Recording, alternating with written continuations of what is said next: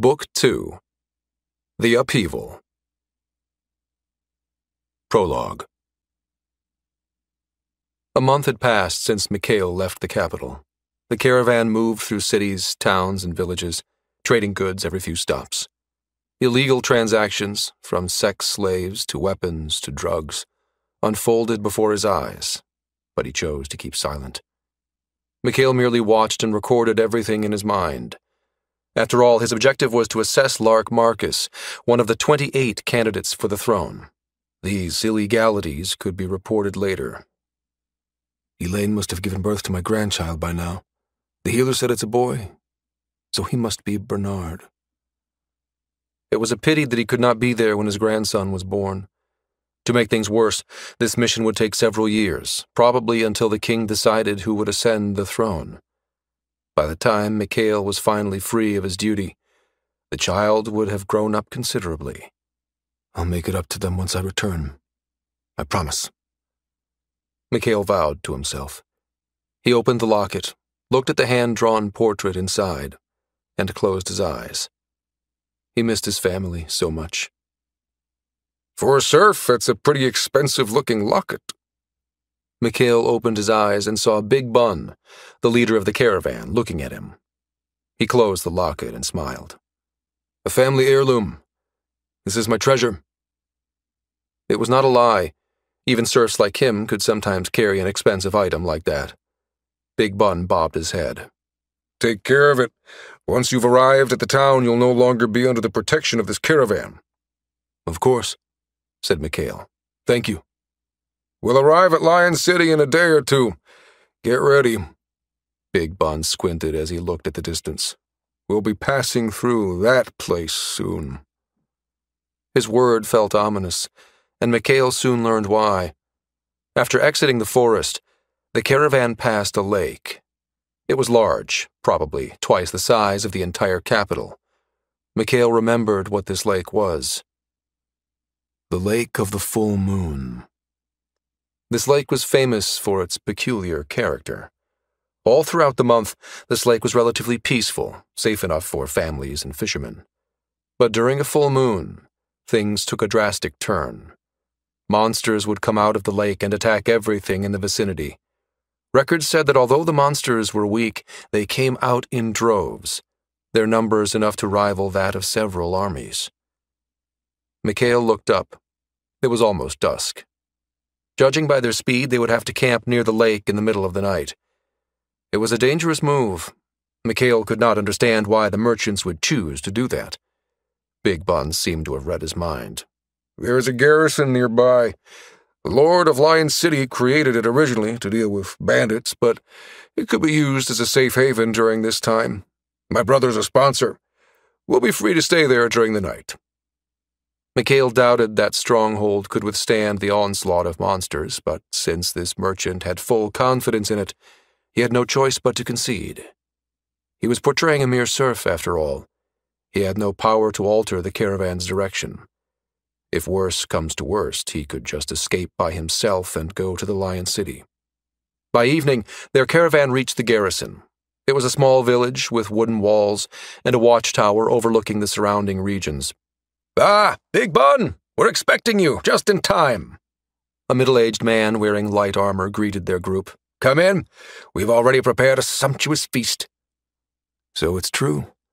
It seems that the brother of Big Bun's a big shot sponsoring the military. Mikhail took note of this. There were around 100 soldiers in the garrison.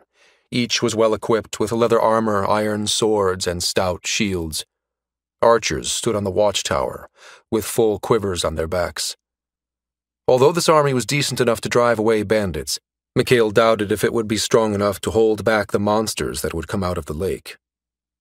So this is the Mayanite. Big Bun touched the large red crystal at the center of the stronghold. It was about the size of a man's fist, with purple particles moving inside. The leader of the soldiers grinned proudly. That's right. As long as this crystal's here, this place is safe. Those monsters are afraid of that thing. They won't even come close to this place. Mikhail learned that the red gem was the crystallized blood of a red Galparis snake, one of the peak predators in the surrounding seas and oceans. Creatures living in water naturally avoided the scent of such a monster, making the crystallized blood the perfect deterrent from the waves of monsters coming out of the lake during the full moon. There used to be a city next to this lake, but the monsters that came out of the water burned it to the ground. This happened several hundred years ago, and according to records, the survivors of that city were the ones who built Lion City. Mikhail was grateful that the lessons he took during his training as a knight were proving useful now that he was on the road. The merchants started eating the prepared feast. Laughter filled the air as the soldiers joined in. Mikhail looked toward the cages, particularly at the beastmen locked up inside. They were naked and were given nothing but water and bread. Mikhail sighed. He did not feel sympathy for them, but he did not feel hatred either. Once they had arrived at Lion City, those guys would probably become toys for the Lord. A pathetic ending to a pathetic life. The bell of the watchtower rang, signaling that the monsters had started coming out of the lake. In spite of this warning, the soldiers were calm. Mikhail left the banquet and climbed stealthily to the top of the walls. He was stunned by what he saw. A good distance away from them, the lake glimmered in the moonlight. Shadows moved along the surface, their soft screeching sounds heard even from here. Mikhail estimated that there were 10,000 of them. Probably more. If those monsters attacked this place, the wooden walls would collapse in seconds. Why do these monsters come out only during the full moon? On normal days, the lake was relatively peaceful. Where did the monsters come from? The deepest parts of the lake? But records stated that anyone who swam during a moonless night failed to find anything inside. Such questions ran through Mikhail's mind. He heard a howling sound. Mikhail amplified his eyesight with magic. A wolf? No, that's... Standing on the surface of the lake surrounded by monsters was a creature that seemed both humanoid and wolf-like. Its silver fur glimmered underneath the moonlight. It was beautiful, and for a moment, Mikhail was at a loss for words. As he was staring at the creature, his eyesight still amplified with magic, the humanoid creature turned in his direction. Its red eyes locked with his. It grinned. Mikhail shivered. The creature had noticed him. It lifted a finger, pointing at the stronghold. One after another, the monsters started walking toward the stronghold, their screeching sounds even louder than before.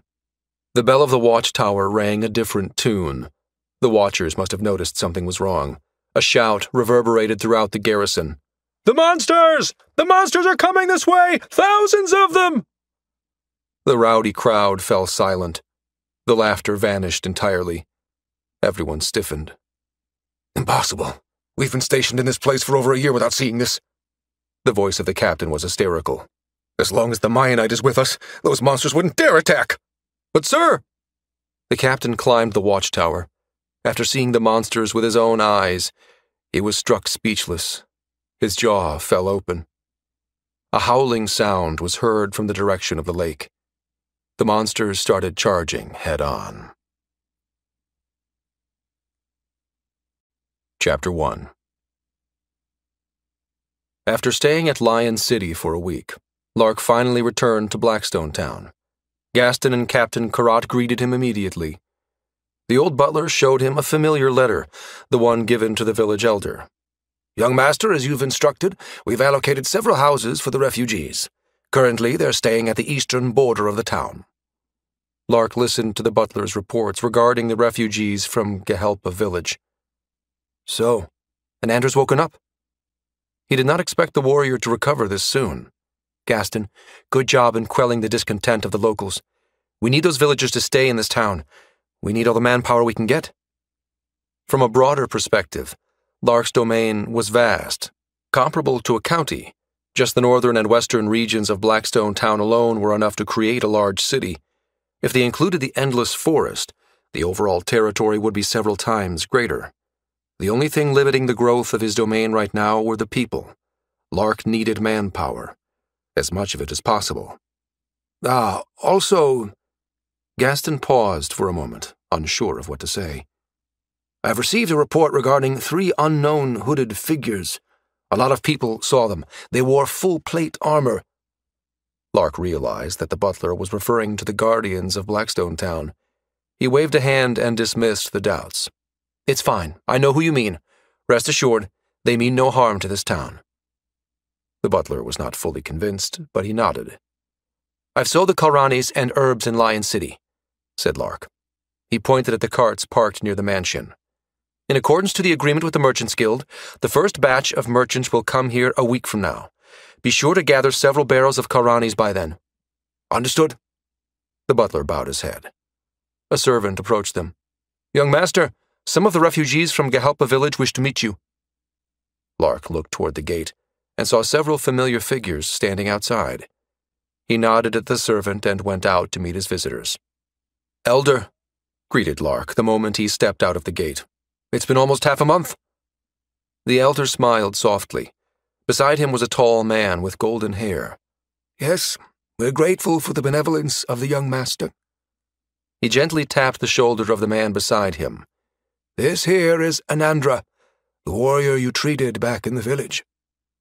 Lark had been right. It was the warrior that had been on the verge of death. Anandra bowed his head deeply. He said with a deep but clear voice, "I heard from the elder about the things you've done for us, for the village." He looked at Lark straight in the eyes. "Thank you. For saving my life, for saving the village. Thank you." The village's strongest warrior spoke words filled with heartfelt sincerity. Lark smiled broadly. "It's fine. Isn't it normal for people to help each other out?" He chuckled. "And it's not like I'm not going to benefit from saving you guys." Lark spread out his arms. "I'll be blunt. I need people. I want all of you to stay here in Blackstone Town." After finding out that he was among the candidates for the throne, Lark knew he needed to further strengthen the military might of his territory. He knew human nature. Sooner or later, enemies would show up in his town, set on killing him. They would attempt to eliminate him from the competition. He couldn't care less about the throne, but if they were going to come after his life, he would fight back. That was his resolve. To his glee, the elder and Anandra agreed.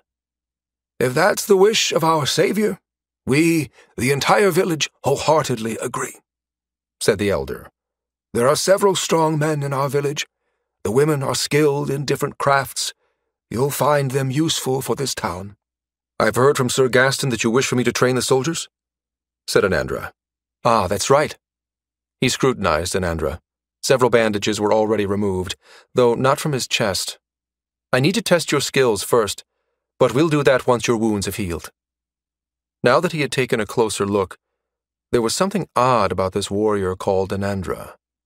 Lark could not sense the flow of mana in his body, something that would be easily apparent in magicians. But if he was unable to use magic, how had he driven away the basilisk? This question ran through his mind as he stared at the warrior. After discussing several more things about the town with the elder, Lark went towards the eastern border, where the mason was currently. The workers cheered upon seeing the young master. Several children ran up to him and surrounded him. "The young master's back! Young master, play with us! He came from the big city, right?" "Ah, young master, I'm really sorry." One of the mothers apologized. She pulled away one of the kids that hugged Lark tight. Lark chuckled. "It's all right." He patted the kid's head, ruffling his hair. Looking around, several houses have been finished, a pace previously impossible without the introduction of cement. Lark was glad that the construction project was proceeding at a relatively good speed. Silver Claw ran to him. "Ah, young lord." He was panting, his face and shirt smeared with dirt. "You could have just summoned me to the mansion. There's no need to come all the way to the eastern border just to see me." Lark waved a hand. "It's fine. I also want to see the state of things in this town." The kids surrounding him dispersed upon seeing the mason. "The mason is here! Papa said he once ripped a wolf open with his bare hands. Run!" The kids ran back to their mothers. The construction workers laughed at this. Silver Claw glared at his men. "You rascals, what were you telling these children?" Ever since Lark had implemented construction projects in the town, the mason was the busiest person around. As one of the locals with the most authority, he made sure to uphold the laws and quell all sorts of trouble from his men. He gave off the image of an officer with an iron fist, a tyrant that would not tolerate anyone slacking. Although the locals admired and respected him, they also greatly feared him. Silverclaw sighed upon seeing the children's wary looks. He said to the young master, "What can I do for you this time, sir?" Lark was amused. "I want you to create several wooden posts for me, 4 meters tall, with space at the top for Kalrani stones." "Wooden posts?" repeated the mason. He had learned not to question the directives of the young master. After all, the lord of this town was wise. This was the conclusion he had arrived to after several months of working with him. "We'll be installing them at the intersections near the main street. Once the construction of the main road's finished, it will be relatively safe and easy for the residents to walk outside after dark." Lark further explained to the mason that they would be installing Kalrani stones at the top of the wooden posts. During the day, the gemstone would gather energy from the sun. During the night, it would light up, illuminating the streets and the areas nearby. Silverclaw wanted to ask if Kalranis were capable of emitting light for more than a dozen hours, but decided against it. He had questioned the authenticity of cement and the farming tools, and the young master had been right. He decided to simply trust his lord this time. "As you wish," said Silverclaw. "Does this invention have a name?" Since Kalranis were relatively expensive, only nobles made use of them, and he never heard anyone using it as a source of streetlight before. Name, huh? Lark never really thought of it.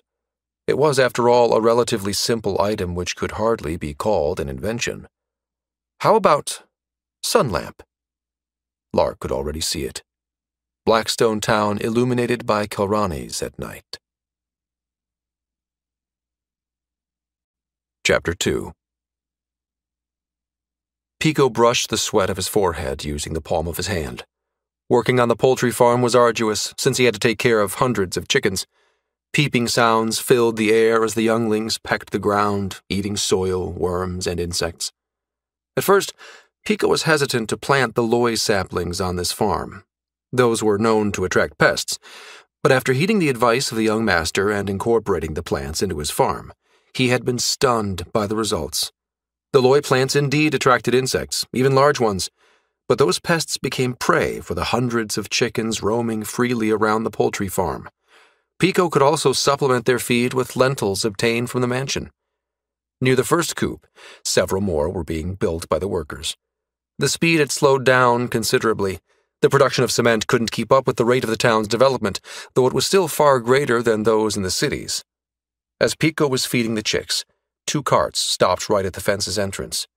He stiffened when he saw the young master climb out of it. Immediately he wiped his face with a towel and dried his sweat-filled hands. He ran through the gate, and while panting, greeted the lord of Blackstone Town. "Young master, I didn't know you had returned already." Had he known that the young master was coming, he would have prepared at least some refreshments and a seat. Lark waved a hand. "It's fine." He looked around, inspecting the coops and the chickens roaming around. He nodded. "It seems that the poultry farm's doing well. Good job." Pico felt proud after hearing that. He pushed his chest out and smiled broadly. It was a refreshing feeling. They heard bleating sounds. Pico looked up to see some servants pulling 8 tethered goats out of the second cart. 2 males, 6 females, said the young master. "I know you already have your hands full with managing this farm, but I want you to take care of these guys. In the future, once I've secured the treasury, I'll buy several more." Taking care of goats was a fairly easy task, especially since there was a vast field of grass nearby. Furthermore, they produce a lot of milk per day. As the one managing this farm, surely it wouldn't hurt to taste goat milk every now and then. Pico tried concealing his excitement. "I'll do my best, sir," Pico promised enthusiastically. Lark liked the eagerness in his voice. About the loy plants. The young master entered through the fence and was immediately surrounded by dozens of chickens. Before Pico could protest that there was no need for the young lord to personally enter the coop, Lark had arrived at the barricaded area where the loy plants grew. "Only a few of them have grown fruit," he said. He plucked a piece of fruit, about the size of a pebble. "It'll take probably a month more before we'll be able to produce enough umami salt." After plucking a handful of fruit, Lark said, "Pico, have you tasted these before?" Pico shook his head.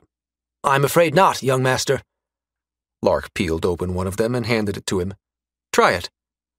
A bit hesitant, Pico put the fruit into his mouth. He cringed as the bitter, sour taste coated his tongue. He coughed and spat the fruit out. Even the innumerable chicks around refused to touch the fruit fallen on the ground. "Nasty, isn't it?" chuckled Lark. He handed the rest of the fruits to the still cringing Pico. "Peel them, then soak them overnight in water. After that, take the fruit and dry them out under the sun. You'll be surprised how delicious it'll become after that." Pico stared at the young master in disbelief. Tasty? This fruit tasted horrible. He would not eat a single one of them even if he was offered a month's salary. "After drying them, are you going to ask me to eat them again, sir?" Pico shuddered at the thought. Lark amusedly looked at him. "Of course." Pico remembered the nasty taste.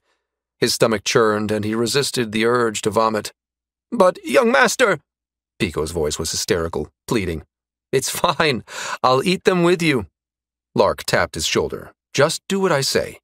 The reason no one knows of umami salt is probably the lack of knowledge about how to remove the bitter taste of the fruit. Believe me, once you've tasted umami salt, every other food will turn bland in an instant." Pico shuddered, but nodded. "Yes. I'll be back here tomorrow, at the same time," said Lark. "Be sure to have the fruit ready by then." Despite his reluctance, Pico soaked the peeled fruit in water after the young master left. According to the young master, he needed to do this overnight, then dry them under the sun the next day. An entire day passed. True to his word, Lark returned to the poultry farm at the exact same hour. This time he came here alone, without any servants or guards. "Did you dry them?" asked Lark. Pico nodded. "I did everything as you've instructed." He showed Lark the fruit dried during the morning. Lark took one of them and, without hesitation, threw it into his mouth. Pico was taken aback. He remembered the nasty taste and he grimaced. Pico was expecting the young master to cringe, belch, and puke on the ground, but instead he chewed the fruit and swallowed delightfully. "It's been a long time since I've eaten this stuff," said Lark. "Now, you try it." Was the young master playing with him? Pico was not sure, but since the young master himself ate the fruit, he had to comply. With trembling fingers and ready to vomit any time, Pico slowly placed a fruit in his mouth. "What?" A surprised gasp escaped Pico's lips. The abhorrent taste was gone. Instead, the fruit held an indescribably delicious taste that made his body beg for more. It was neither salty nor sweet, but a different taste entirely. If he was asked, he would say that the closest taste would probably be the word meaty. It was as though he was eating meat grilled to perfection, soaked with several herbs and spices.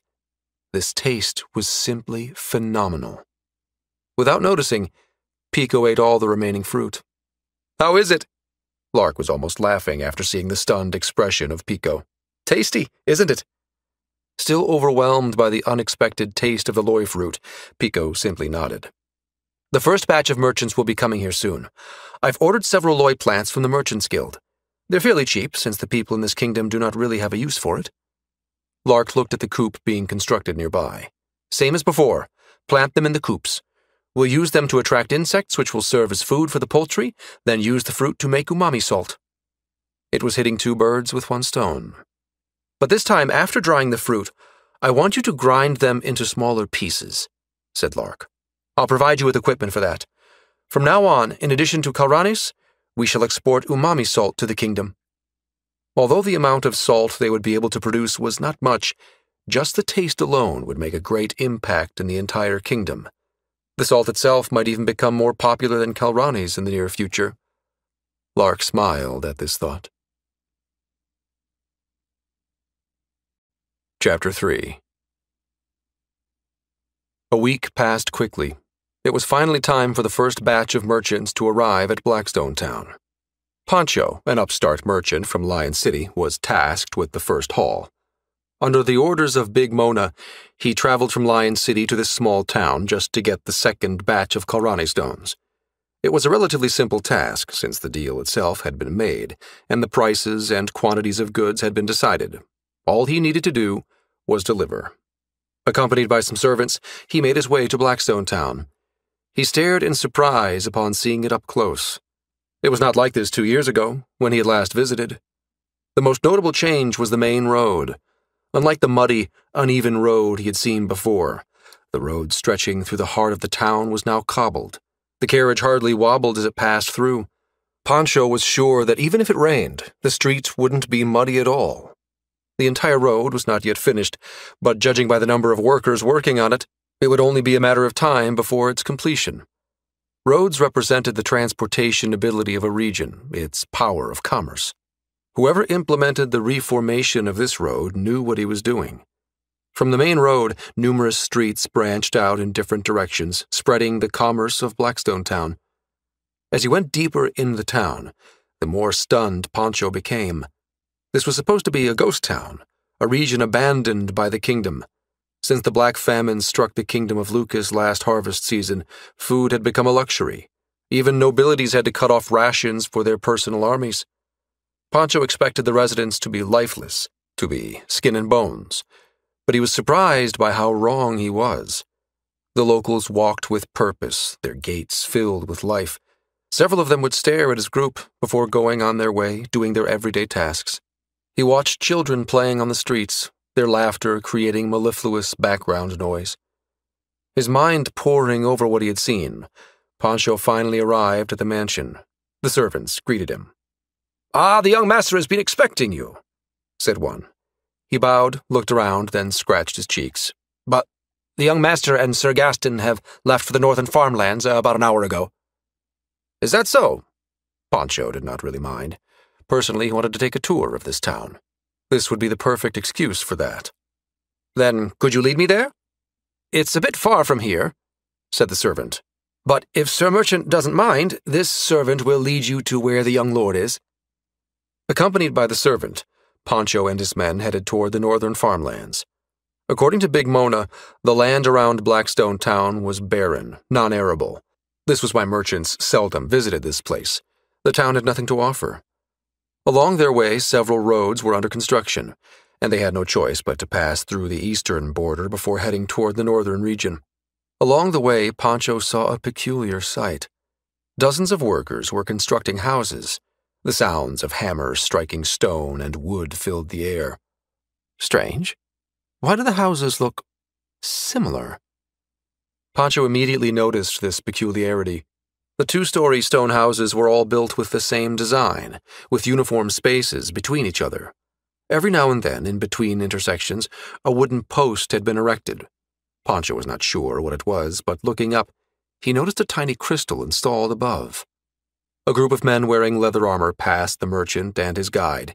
They each held a spear, their movements uniform and steady. "Soldiers," mumbled Pancho.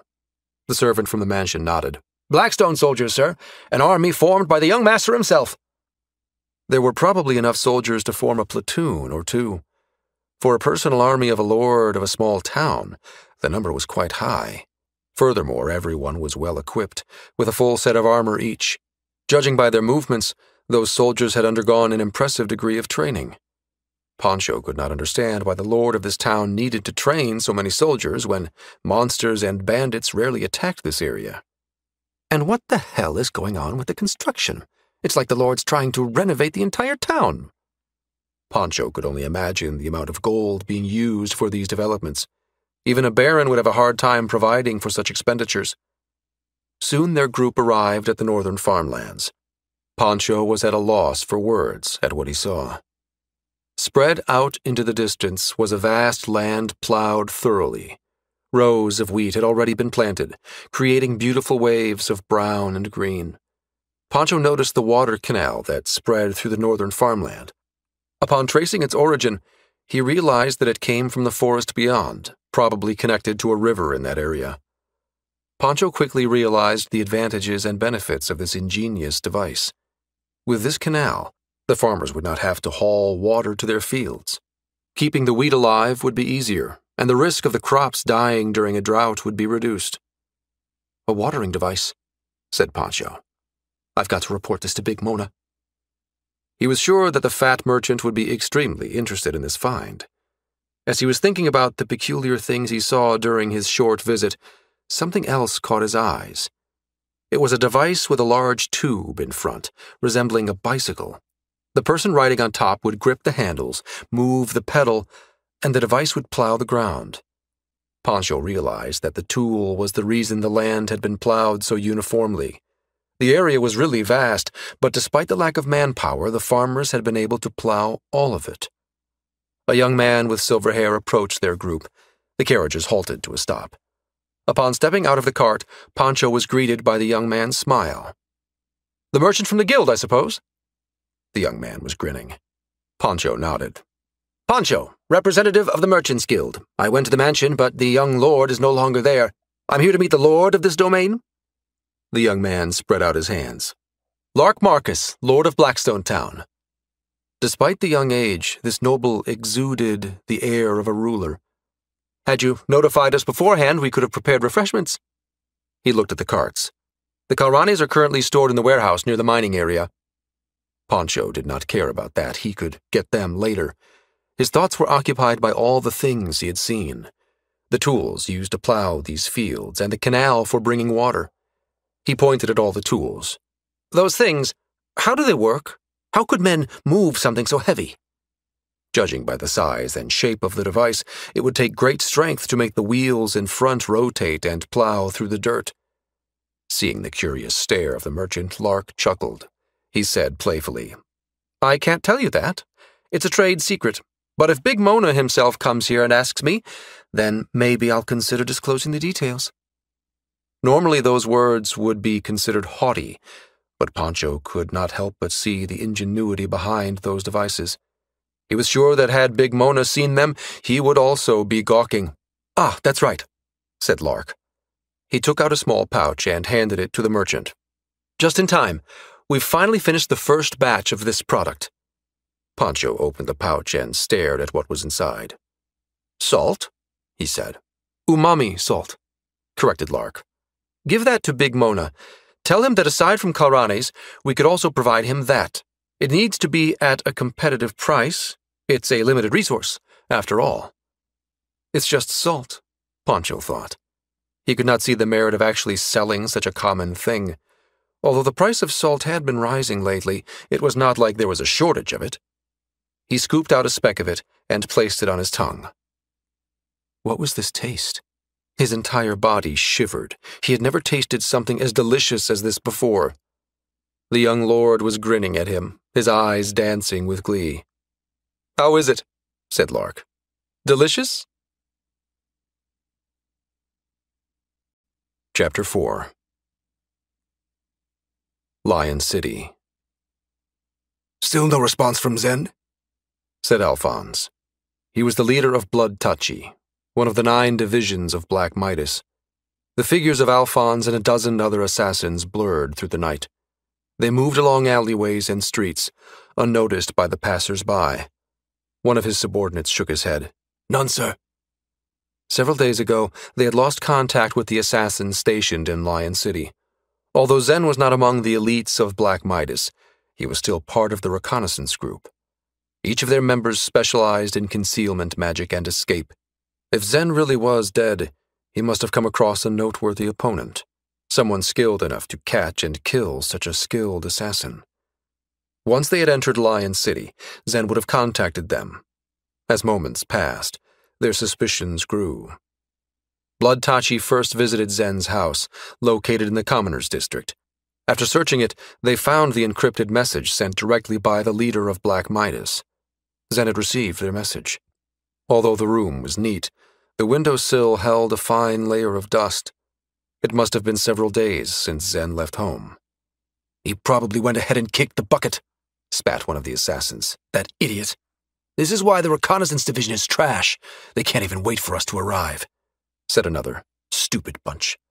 "Enough," said Alphonse. Like the other members of the group, he was clad in pure black, revealing nothing but his crimson eyes. "Seth, could you track where he went?" A female voice replied, Sure. The female assassin took out a small vial filled with strands of hair. She chanted her magic, and a small hexagram glowed under her feet. She pulled out the strands of hair and scattered it around the magic circle. After a long time, the magic circle broke into numerous particles of light. A small sparrow made of light manifested itself before them. "Guide us there," Seth said to the sparrow. The sparrow flew around the room, then flew through the window. The members of Blood Tachi quickly followed. To the assassin's surprise, the sparrow led them to a nearby building, a rundown inn close to the middle district. They entered discreetly and followed the bird to a room on the second floor. "Nothing's here," said Alphonse, looking around. The room was tidy, with a small bed and a wooden table near the window. "Strange," mumbled Seth. "My tracking magic has never failed me before." But just like their leader said, there was nothing here. "Who are you people?" said a trembling voice. The innkeeper stood in the doorway, agape, as he held a lamp in his hand. Alphonse nodded at his subordinates. On cue, the assassins struck the innkeeper. He fell to the ground. The old man coughed twice as he struggled to get up. "What are you doing?" A cloth was stuffed inside his mouth. "Old man." Alphonse crouched and stared him straight in the eyes. "Did someone die here several days ago?" Unable to speak, the old man shook his head. Alphonse looked at Seth. If the innkeeper did not see a corpse, then why did the tracking magic point here? It did not make sense. "He's probably lying," said Seth. It was the only possible explanation. "Listen, Gramps, I'm going to remove your gag, but if you shout, I'll kill you." She removed the cloth from the old man's mouth.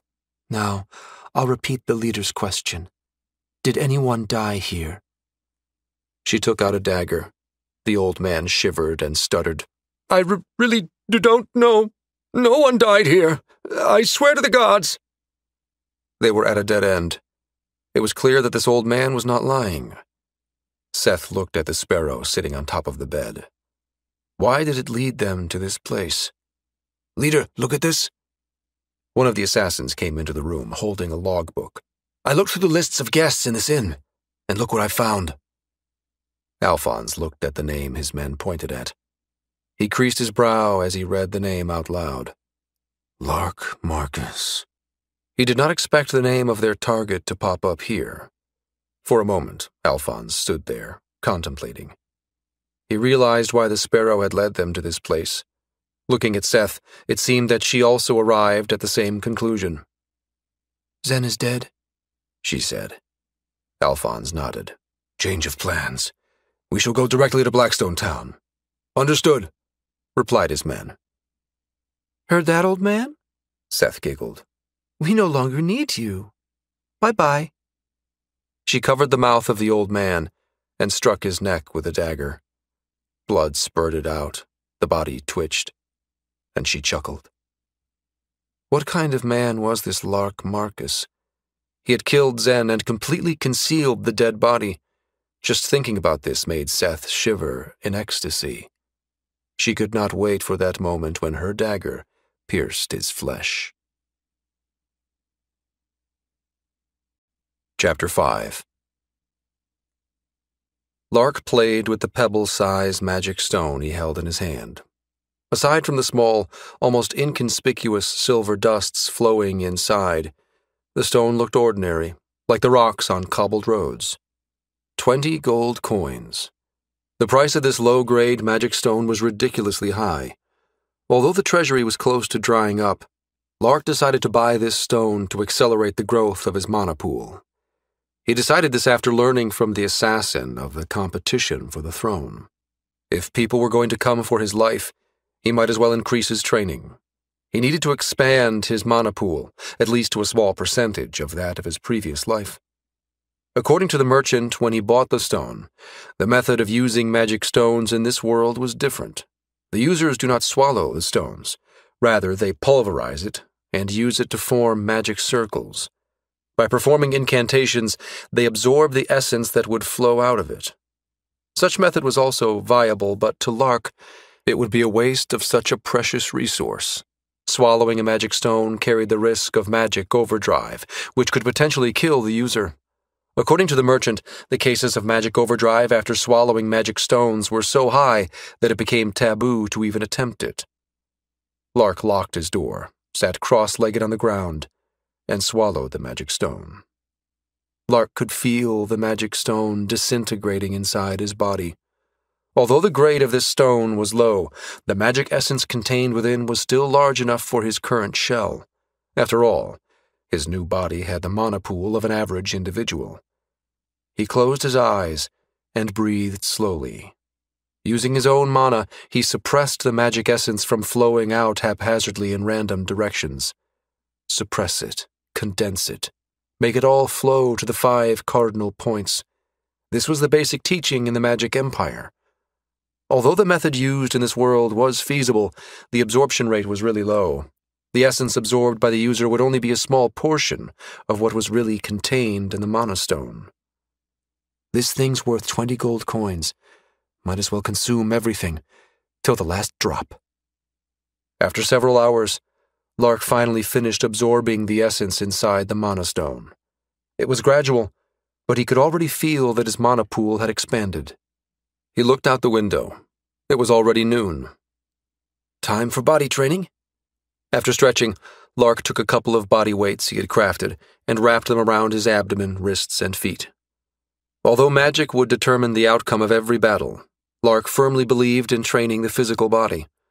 A strong body would be able to endure fiercer rebounds of using large amounts of mana, enabling the caster to perform consecutive spells without worrying about the after-effects. "Going out again to train?" said Gaston, seeing the young master at the hall. Lark nodded. "I'm going to check the mines while I'm at it." "Then please take this with you, young master." The butler handed him a packed lunch wrapped in cloth. "Roasted boar meat and dried fish." Lark smiled. This had been the routine ever since he started his body training. "Thank you." After leaving the mansion, Lark started jogging to the eastern part of the Endless Forest, the area where the mine was located. Along the way, the locals greeted him. "Good morning, young master."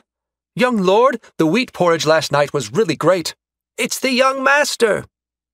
Lark had been popular lately, a stark contrast to his reputation several months ago. He could feel that slowly the citizens were accepting him as their lord. As expected of the umami salt, it made even the commoners' wheat delicious. Last night, he asked the chefs to add some umami salt to the free porridge given out to the locals. This instantly created an uproar after the citizens tasted the new food. There were several remarks of how they never tasted something so delicious before. Wait, they're not going to expect the free porridge to be that delicious every time, right? Umami salt was a limited resource right now, since there were not many loy plants to produce them. I'll just tell Gaston to announce that that was a one-time thing only. They will have to make do with the commoners' wheat until we harvest. Once harvest season came, this town's food supply would reach a surplus. He was sure of it. Lark even planned on exporting wheat to the other cities. As Lark was passing through the eastern border, a man with gold hair stood right in the middle of the road, stopping Lark in his tracks. "Anandra!" Lark recalled the name of the man in front of him. The bandages were completely gone, and his skin glowed as though the injuries from the basilisk had never happened. He had been healed, fed, and clothed. Anandra bowed his head. "I hope you'll forgive my insolence, but if this is a good time, can you test my skills now?" Anandra peeked at him. "The butler told me that you wish for me to train the soldiers. There's no job more fitting than that for me. Furthermore, my master will be you, our village's savior." This was one of the things he liked the most about the people of Gahelpa village. These men valued honor above all. The other villagers currently living in the eastern border looked at them curiously. They could probably guess what the conversation was about. "Some of my fellow villagers have already found jobs in this town. I can't live on their hospitality forever," said Anandra. Lark sighed, then smiled. "If you're that eager, come over here." He led Anandra to a place with a large clearing. A few weeks from now, houses would be built in this area. Several curious locals and villagers from Gahelpa followed. "The rules are simple," said Lark. "Come at me with everything you have.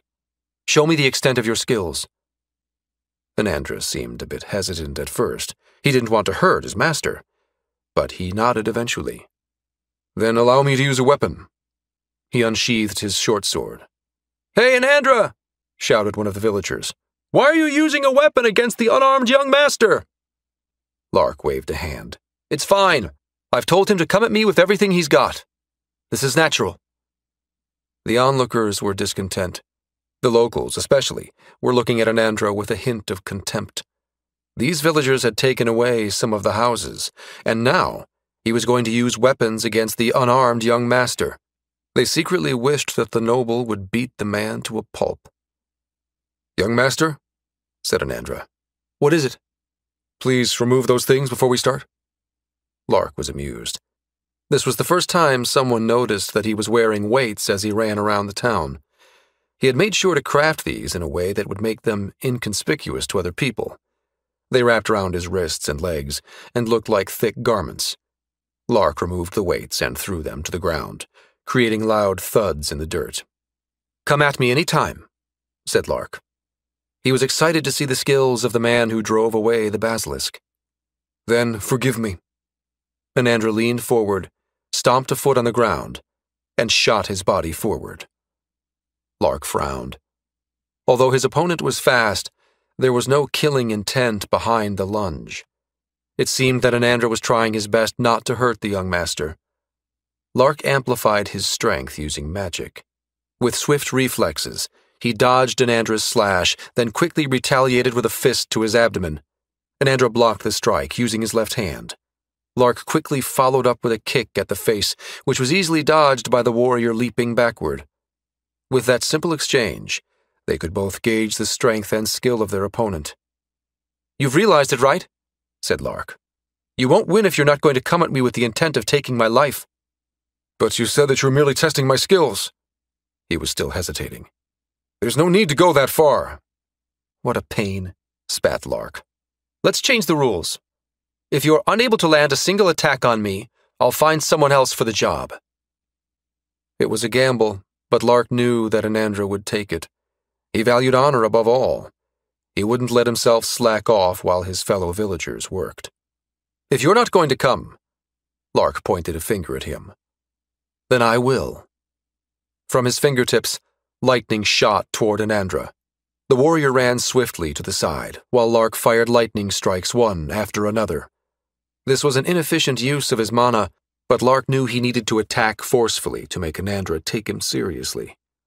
Lark flicked a finger, and vines sprouted out of the ground, wrapping around and ensnaring Anandra's legs. With quick reflexes, the warrior cut the vines off one after another. Lark used this opening. He disappeared, then reappeared right in front of Anandra. He amplified his strength with magic, then struck the warrior's abdomen. Anandra's pupils dilated with pain. He flinched, then swung his sword back in retaliation. Lark sidestepped and dodged the strike. He clenched his fists again and struck his face this time. Anandra's head turned the opposite direction, his body following a split second after. His body flew and struck the ground, bouncing several times before knocking over a pile of logs.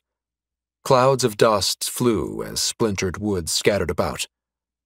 The onlookers watched the fight with wide eyes, their jaws slack in wonder. Although they heard from the villagers of Gehelpa that the young master was strong, they did not expect him to be this strong. Is that all? Lark was not amused. He did not expect Anandra to be this weak. I might as well train the soldiers myself if you're like this. He meant it. Anandra slowly stood up and dusted off his clothes. He spat the blood that had clung inside his mouth. The previously docile eyes of the warrior had turned predatory. He finally realized that even at his full strength, there was no assurance of victory against the young master. What's so funny? Said Lark. I didn't realize that I'm chuckling. Forgive me. Anandra bowed his head. It's just that the thought that I'll be serving the young master from now on gives me great joy. I didn't know that the young master is this strong. Enough with the pleasantries. Of course. Without warning, Anandra shot at the noble. His speed, this time, incredible, incomparable to earlier attempts. Without time to dodge, Lark took the blow with his hands. He covered his fists with a thin layer of mana shield and blocked the sword strike. Anandra seemed to have expected this. After his attack was repelled, he followed quickly with several more strikes. The two figures blurred as they exchanged blow after blow. There's something wrong here. Lark realized that although he was blocking the strikes using a thin shield of mana, the layer had no signs of breaking. Constantly supplying a small amount of mana into it was enough to maintain it. It could mean only one thing. There was not enough strength behind Anandra's strikes. He was fast, though. Was this a bluff? Was this warrior trying to catch him off guard? As Lark blocked the attacks one after another, he realized the truth. The warrior doesn't know how to use mana. This was the conclusion he came to after the numerous exchanges. It was no bluff. This was simply the extent of this man's prowess. The ability to amplify his speed using mana was probably something Anandra learned from hunting in the forest, or maybe it was innate talent. But properly using mana was unknown to the warrior. It was time to end this. He grabbed the sword bare-handed, a feat that made Anandra freeze in panic. Lightning flowed down the blade, through the sword and into the warrior. Lark followed up with a fist to the abdomen, chest, and face. Once again, Anandra's body flew and bounced off the ground. The warrior could do no better. Even if Anandra had enough speed to confront the basilisk, his attacks simply did not have the skill to pierce through its thick armor. Anandra coughed up blood and stood. "You passed," said Lark. Anandra stared at him for a moment. Then a relieved smile surfaced on his face. "I'm glad," he mumbled. Some of his old wounds started opening up after those blows. His body ached all over. "Hey," said Lark. "Who taught you how to use mana?" Anandra was puzzled. "Mana? I'm no magician, young master." Lark had been right. This man was simply talented. He had no idea that he was using mana to boost his agility. If he was this strong without proper guidance, then how strong would he be if Lark were to train him? It wouldn't be bad for the future commander of his army to become proficient in body-strengthening magic. "What weapons are you able to use?" said Lark. Anandra replied, "Any. Bows, swords, spears, axes. They're all basically the same." A reply befitting a genius. If he took this guy under his wing and personally taught him magic, would that count him among his disciples? Lark wondered. He realized that it wouldn't be so bad after all. Lark smiled. "From now on, I want you to train the soldiers. Payments 1 gold and 15 silvers a month. You'll receive a raise depending on your performance." Anandra was stunned. The payment was an absurd amount. "What? You don't like it?" Lark chuckled. "No," stuttered Anandra. "I do." "Then let's not waste time. I originally planned on visiting the mines, but that will have to wait." Lark's eyes glimmered. "I'll introduce you to the soldiers of Blackstone Town." Chapter 6. For several weeks, Stone and his men made their way relentlessly to the town near the Endless Forest. This had been entrusted to them by General Urkawi himself. Their job was to survey the town and its surrounding regions and report everything to the vanguard via animal messengers. A lot of his men were unsatisfied with the order. This was a strategy proposed by a rabbit. Those weaklings knew nothing about the battlefield. They had no right to take part in this war. These were the thoughts that ran through the minds of his men as they made their way toward Blackstone Town. But Stone was different. After hearing the strategy from General Urkawi himself, he could not help but be in awe of Fior, the rabbit beast man who proposed this plan. If they took the orders of the Beast King into consideration, the rabbit was right. Their goal was not to kill Alexander, nor was it to occupy the Valley of Witches. The real goal was to conquer the eastern region of the Kingdom of Lucas. With this proposed plan, there was no need to confront the damnable mercenary guild master that had thwarted their advances over and over. Although they wouldn't be able to kill Alexander, they would be able to accomplish their goal of conquering the western region. Their target this time, after all, was a town located in a strategic location. Once they managed to occupy that area and convert it into a stronghold, they would be pointing a knife at the neck of the western region. That rabbit's good. Once I come back after this reconnaissance mission, I'll make sure to recommend him for another promotion. Although Stone was just the captain of a small unit, he could do that much. After all, he was close to General Urkawi as well as several adjutants. It would leave a bad taste in his mouth if that genius rabbit was demoted because of unruly politics and stupid individuals. He had seen capable individuals succumb to such fate before. He did not want it to happen to that one. "Captain, we are almost near Blackstone Town," said one of his men. Stone and his men were riding burcats, monsters with the body of a horse and the head of a cat. Although it looked gruesome to humans, it was an indispensable mount for the scouts of the Beastmen tribes. These creatures were a lot smaller than horses, but they could climb trees and steep cliffs, the perfect skills for reconnaissance missions. Stone's slit-like pupils widened as he looked into the distance. With his keen vision, he could see several houses built up through the countryside. He raised his hands. "Stop!" The 15 lizardmen he brought with him halted. "Tether the burcats." Stone pointed at the trees to their left. He dismounted. The green scales on his body glimmered underneath the sun as his tail dragged across the ground. "We'll do as planned. Molith, Salith, the two of you will stay here and keep watch. Understood?" 2 lizard men simultaneously replied. "If we don't come back in 2 days, personally go back and report to the commander of the vanguard." Molith and Salith looked at each other, their reptilian faces filled with wonder. "That's a joke, right, Captain? How could those puny humans possibly kill you, the leader of the scouts? Ha ha ha ha!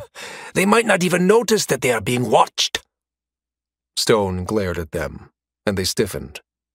"The two of you are still young, so you might not understand. Listen, kids. This world is filled with strong enemies lurking in every corner. There will always be someone stronger.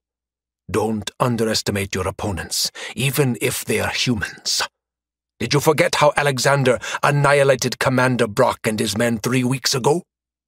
The memory of how the human mercenary guildmaster outwitted the 3rd Legion and one-sidedly annihilated an army resurfaced within their minds.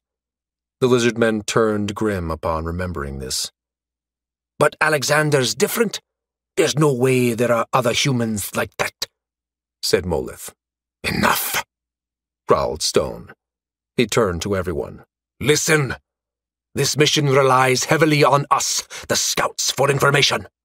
If we fail to capture the eastern region within the next several months, General Urkawi's head might come rolling. That is the decree of the Beast King." The lizard men gasped. Stone glared at Molith and Salith. "Do you understand? Follow the orders and do as we planned. Understood?" After making sure that the burcats had been tethered in a safe location, Stone and his men made their way to the town. Despite their reptilian features, their movements were smooth and nimble. Each of their steps was almost silent. Stone and his men activated Blend, a magic known only to the Lizardmen tribe. This magic enabled them to alter the color of their scales, blending into their surroundings. Although it was broad daylight, the residents of Blackstone Town failed to notice the infiltration of these reptiles. "Move out," said Stone. Everyone dispersed. Their goal was to obtain a clear picture of the town's defenses and geographical structure. 2 lizardmen remained and followed Stone as he made his way to the center of the town. They arrived at a mansion. "Sir Gaston, these are the records of the Kalranis we've mined this week," a blonde woman said to an elderly man in a suit. "The young master told me to give you this." The old man nodded and flipped through the parchments. "They've managed to reach the 5th area, huh? Good work." "Are you planning to visit the northern farmlands again?" said the blonde woman. The old man shook his head. "No, this time I'll be inspecting the training of the soldiers." Upon the mention of the word soldiers, Stone's eyebrows twitched. He would follow this old man for now. The old man rode a carriage. Stone and his men quickly followed. After several minutes, the carriage halted to a stop at an area filled with newly constructed houses. The sound of hammers hitting wood and stone resounded. The old man climbed down from the carriage, his steps slow but steady as he made his way toward a large clearing. In the clearing, men wearing leather armor were practicing with their spears.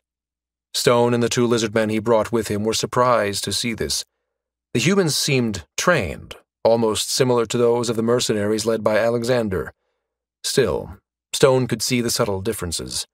He was sure that these soldiers were greenhorns, despite the training they had undergone. There were almost 100 soldiers in this place, likely disproportionate to the town's entire population. Stone could not see why the lord of this town needed so many soldiers. If he were lord here, he would have made these men work on agriculture and other more constructive fields. After all, this town was located in the wilderness, without any hostile forces nearby. He could not see the merit of training this many men for the military. The soldiers, with the sun beating down, stabbed and pulled their spears. They repeated these movements so often that Stone was amazed by their perseverance.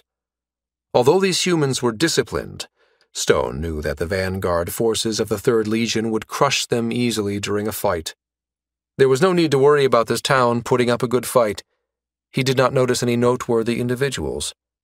All that was left was to survey the rest of the town, record the geographical features of the surrounding regions, then report to the commander of the vanguard. As Stone was about to leave, he noticed that the commander of the soldiers, a man with golden hair, was staring at him. For a moment, Stone stiffened. Could he actually see through his magic? Impossible. The lizard man's ability to blend in with his surroundings was perfect. Coupled with controlled breathing and silent steps, it would be nearly impossible to detect him without using magic. It must have been his imagination. It must have been simply coincidence that the man was staring at his direction. Stone nodded at his men, signaling that it was time for them to move to another location. As they were about to leave, the commander of the soldiers spoke. "Stop. If you move, I'll shoot you with the spear," said the man with the golden hair. "I know you're there. Show yourselves." Stone and his men were shocked. Their eyes widened. They exchanged glances. They did not expect that a human, a mere commander of a small army at that, would be able to see through their camouflage. "Anandra?" said the old man. "What are you talking about?" Anandra was still staring at Stone's direction. "There's someone over there. 3 of them, probably. There's no mistaking it." The soldiers stopped in their training. They all looked in the direction where Anandra was gazing. This was bad. Their job was simply reconnaissance. They were not supposed to fight these humans. After a few seconds, Stone decided to escape while they still had a chance. He wordlessly told his men to quickly move out. But before he could escape, a spear came flying out and struck one of his men. The lizard man was hit right at the chest, impaling him on the wooden wall of a newly finished cabin. His body twitched for a moment, before the light in his eyes vanished. "Captain," said the remaining lizard man. "He killed him with a single shot." It was a preposterous feat for a human, since the scales of a lizard man were as hard as stone. The shot had been made with unbelievable accuracy. "Beastmen?" mumbled Anandra. He pulled out the sword on his waist and slowly walked towards Stone and the remaining lizard man. "Tell me, why did you come to this town?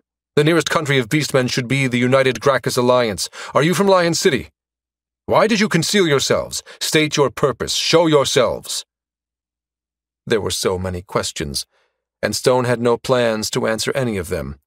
He issued an order to his subordinate. "Go back and relay what we found to the vanguard." The lizard man was in a stupor. "What do you mean, Captain?" Stone pulled out the scimitar on his waist. "This human's dangerous. He could be on par with me. It'll be impossible to escape without killing him. But, Captain, go. This mission's more important than our lives," snarled Stone. "Just go." Quickly, the lizard man left the area. At the same time, Stone disabled his magic and showed himself. preventing Anandra from chasing after the lizard man that escaped. Without another word, Stone dashed toward Anandra and struck him with the scimitar. Anandra sidestepped, then retaliated with his sword. He's fast, thought Stone. There's no other choice. We need to carry out our mission. Stone exchanged several more blows with Anandra, then quickly moved to the old man from the mansion. He wrapped his arms around him and pointed his scimitar at his neck. "Move, and I'll kill this human," said Stone. He knew there was nothing honorable about this, but he had no choice. The commander of these soldiers was too strong. The mission was his priority. His life and dignity were secondary. The human soldiers slowly encircled him, leaving him no room to escape. Still, none of them dared to attack. Even the commander with the golden hair refused to move once Stone took the old man hostage. "Let him go," Anandra said slowly. His gaze was predatory. Stone did not reply. He looked around, trying to find a way out of the circle. After where he could pass through, he carried the old man by the waist and ran through it. The soldiers were baffled when the lizard man suddenly shot in their direction. Without ample time to react, coupled with the fact that he was carrying the butler as hostage, the soldiers were unable to block the escape of the lizard man. Behind him, Anandra quickly gave chase, leaving the rest of the soldiers behind. "It was a mistake. That man's stronger than me. I need to shake him off quickly."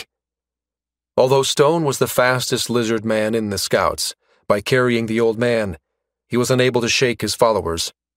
After reaching the end of the town, Stone skidded to a halt. "Finally decided to give up, huh?" Anandra walked toward him slowly, holding his sword. Stone took out a small vial from the pouch on his waist. He threw it to the ground, where it shattered, and green mist seeped through the cracks. "Mist of the poison frogs," said Stone. "Lizard men are immune to it, but it's lethal to humans." It was the half-truth. Although the mist was fatal to humans, it would not manifest its effects immediately on knights and magicians. This man with the golden hair must be in the same league as those bastards. Stone needed a way to escape this predicament and report back to the commander of the vanguard. This was his only solution. Soon the effect of the mist began showing on the old man's face. He coughed repeatedly as his face drained of all color. Stone took out 2 different vials and gently placed them on the ground. The old man continued coughing and gasping for air. "These are the antidotes," said Stone. "Mix the 2 together and make that human drink it. How about it? Why don't we make a deal? Let me go, and these 2 are yours." Judging by the reaction of the golden-haired man and his soldiers, this old man was a prominent figure within this territory. Stone was sure that they would grab this offer. Even if the human successfully administered the antidote to the old man, Stone could have fled the area by then. He was the fastest lizard man, after all. "What if you're lying?" said Anandra grimly. He shrugged. "You have no way of finding out? This old man will die soon. Choose." Seconds lingered. Anandra gnashed his teeth and choked the words out. "Go." Stone slowly took several steps back, his eyes locked on Anandra's. After taking a quick look around, he dashed off and disappeared into the distance. He ran through the plains until he reached the forest. That strong human must be administering the antidote by now. Stone should be able to gain enough time to escape. He finally arrived where the Burkats were tethered. "My men are still in that town. It's terrible that I am unable to recall them." Those guys would probably die once that human monster spotted them. A necessary sacrifice. "Ah, Captain!" Moleth and Solith jumped down from the trees. Beside them was the lizard man that had escaped before him. "Why are you guys still here?" Stone was baffled. They should have been gone by now, on their way to report back to the vanguard. "We heard of the situation from Bollocks." Moleth and Solith looked at each other. "We didn't want to leave the captain behind, so—" "Fools!" roared Stone. The 3 lizard men flinched and shrank back. The Burkats whined in fear. You should have heard of that commander, that human monster. I've managed to shake him off once, but what if he comes again? Stone was livid. He knew full well the importance of this reconnaissance mission. We need someone to deliver the message. The vanguard consists of only 300 beastmen. We'll suffer casualties if we attack the town with only those numbers. The three lizard men turned dead silent. They hanged their heads low and avoided Stone's fierce glare. Untether the Burkats. We depart immediately, said Stone. Yes. With trained movements, the lizard men moved and gathered their mounts. Since Burkats were rare, they decided to bring the extra ones back with them. Move out, said Stone. The lizard men slapped the reins, the Burkats purred, and they silently moved through the forest. The 3rd Legion had 15,000 soldiers. Surely they would be able to spare at least 1,000 to help the vanguard conquer that territory. Stone decided to convince the higher-ups to strengthen the vanguard's military. Chapter 7. The sudden appearance of the lizard men pushed the town into uproar. Men took up arms as they vigilantly watched their surroundings. Children and women took shelter in their homes away from possible danger. The rumors escalated quickly. Some said that the lizard men ate several locals before they escaped, while others spread rumors of Gaston's death. Lark was inside his room, expanding his mana pool, when loud knocks were heard. The voice of a frantic servant echoed, Young Master! Young Master, Sir Gaston! The lizard men! The servant was not making sense. Lark stood up and opened the door, only to be greeted by an exasperated, pale servant. Lark frowned. He placed a hand on the huffing woman. Calm down. Tell me what happened. The servant recounted the story as quickly as she could. For a moment, Lark was in stupor. Gaston was dying? That old man was like family to him. When Lark had first gained consciousness in this world, he could feel the suppressed hatred of those around him. But the old man was different. Lark, with his several decades of experience from his past life, could tell that the old man truly loved him. A love beyond mere servitude. Unable to shake off his uneasiness, Lark ran to his mansion. In the hall, several servants were surrounding an old man with wrinkled, pallid skin. The old man was close to death. Young Master, Anandra's voice trembled. The antidote provided by the lizard man isn't working. I tried everything, but Sir Gaston, he's... Anandra choked the next words out. I couldn't think of any other way to save him. But if its young master is here, then maybe... Please. Anandra felt responsible for the old man's fate. Since he knew that Lark was the one who treated his own wounds, the warrior gambled on the chance that Lark may know how to treat the dying old man. Lark crouched and touched the neck of Gaston. The pulse was weak, and the flow of mana in his body was turbulent. Give me the antidote, said Lark. Anandra handed him 2 half-emptied vials. Lark opened them and sniffed their contents. He creased his brow. They were not antidotes. These 2 are paralyzing potions.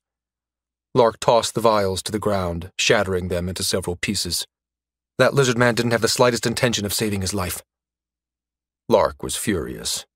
If possible, he wanted to capture the lizard man that moment and tear him to several pieces. Although it had not been long since he arrived in this time, he truly enjoyed his new life. At the very least, he wanted to protect what he had gained. This town, the people. Everyone move back, said Lark. After the servants and Anandra moved away, Lark chanted his magic. The incantations were long, and as he chanted, magic circles and runes formed underneath his feet. Although this would hurt Lark physically, he decided to forcefully tear open the mana pool in Gaston and interfere with the mana moving through the old man's body. Please work. Lark was desperate. If this attempt did not work, the old man would die. Lark touched the old man's chest, and his hand sunk into it, as though sucked by an unseen portal. The old man's body twitched, and he coughed out blood. His body was rejecting the direct interference of Lark. Lark channeled his mana unsparingly. Even if he lost consciousness, once he wringed his mana pool dry, he would still try. The life of this butler was far more important. He grabbed hold of the erratically moving mana within the old man, condensed it into a single point, and temporarily sealed it. With the mana sealed and out of the way, Lark would now be able to force the body to heal without interference. This was a dangerous move, since there was a very high risk of death with just a tiny mistake. Lark would not normally force the body to heal using this method, but they had no antidote. Time was of the essence. "Work, damn it!" he snarled as he pushed the old man's body to the limits. The organs corroded by the poison started healing by using Lark's mana as a fuel source. Lark was becoming more lightheaded as seconds ticked by. It was a competition, a race. Will he run out of mana first, or will the poison be destroyed first? Once the organs regenerated, it would only be a matter of time before the poison dissipated. Lark felt his consciousness fading away. Still, he refused to let go of Gaston's hand as his mana was continuously drained to heal the old man. "Just a little bit more," he mumbled. Rivulets of sweat were flowing down his face. "You can't die." After several more seconds that seemed like eternity, the old man finally stabilized. The forcefully condensed mana within Gaston's body was released, the organs had regenerated, and the poison had dissipated. Lark watched the old man's slow, silent breaths. Although he was still pale, color started coming back to his face. Lark sighed in relief. His vision blurred, and he lost consciousness. Lark woke up to the sound of birds chirping. He sat up slowly and looked at the window. The rays of the sun were seeping through. He was in his room in the mansion. His stomach grumbled. He felt famished, as though he had not eaten anything for several weeks. He noticed the servant silently wiping the antique vase next to his desk. As though feeling his gaze, the servant slowly turned around and locked eyes with him. The servant froze. She opened and closed her mouth as she tried to choke some words out. "The young master," she finally said. "He's awake. Thank God he's finally awake." She almost broke the vase when she dashed toward the door. From the bed, Lark could hear her shout, "The young master's awake! The young master's awake!" In an instant, footsteps echoed down the hall. Lark could feel several people coming his way, their steps hurried. The door was pushed open violently, and Gaston, Anandra, and several servants entered his room. They had to squeeze through the door as they hurriedly entered the room at once. Lark could see their anxious faces, the dark circles around their eyes. The moment they saw Lark, they all smiled broadly. Lark had not felt this loved since he came to this world. Doing his best to protect these people was the right choice, after all. "Young master!" Gaston cried as he walked briskly to Lark. After staring at the young master for a moment, he broke into sobs. "You're finally awake! You're finally awake, thank God!" The old man looked thinner, as though he had not eaten anything for the past several days. Even his usually perfectly combed hair was ruffled, tips pointing in different directions. "You've been poisoned?" Lark smiled. "How are you feeling, Gaston?" Hearing this, Gaston hiccuped as he willed the tears back. He shook his head. "The servant's fine. I'm perfectly fine, so please, do not worry about me any longer, young master." Lark sighed. "I am glad." He was sincere. He did not want this old man or any of his men to die at the hands of those beast-men. His people were like family to him. Lark silently vowed to crush anyone who would dare harm them. Anandra stood silently next to the door, a short sword dangling on his waist. Unlike the old man, there were no dark circles around his eyes. He looked calm, a stark contrast to Gaston and the servants. He had been tasked to protect him during the time he was unconscious. "How long have I been sleeping?" said Lark. He could still vividly remember the time his consciousness faded away as his mana pool was sucked dry by his hastily performed magic. There was a small pause. Gaston replied, 3 days, young master." Lark was relieved upon hearing that.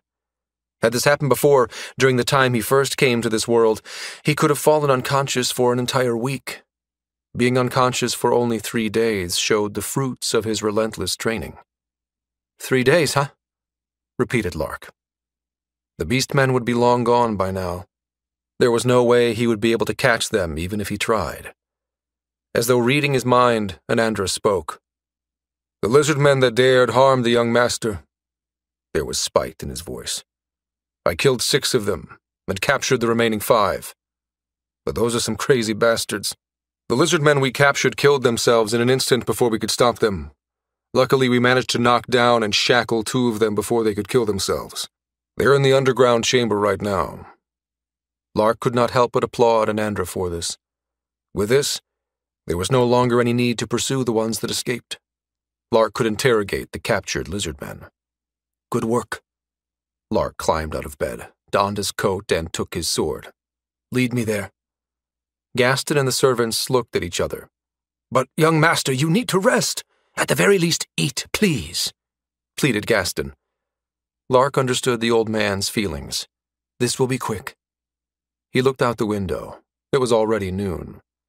I will come down to the dining hall in an hour. Tell the servants to prepare a hefty meal.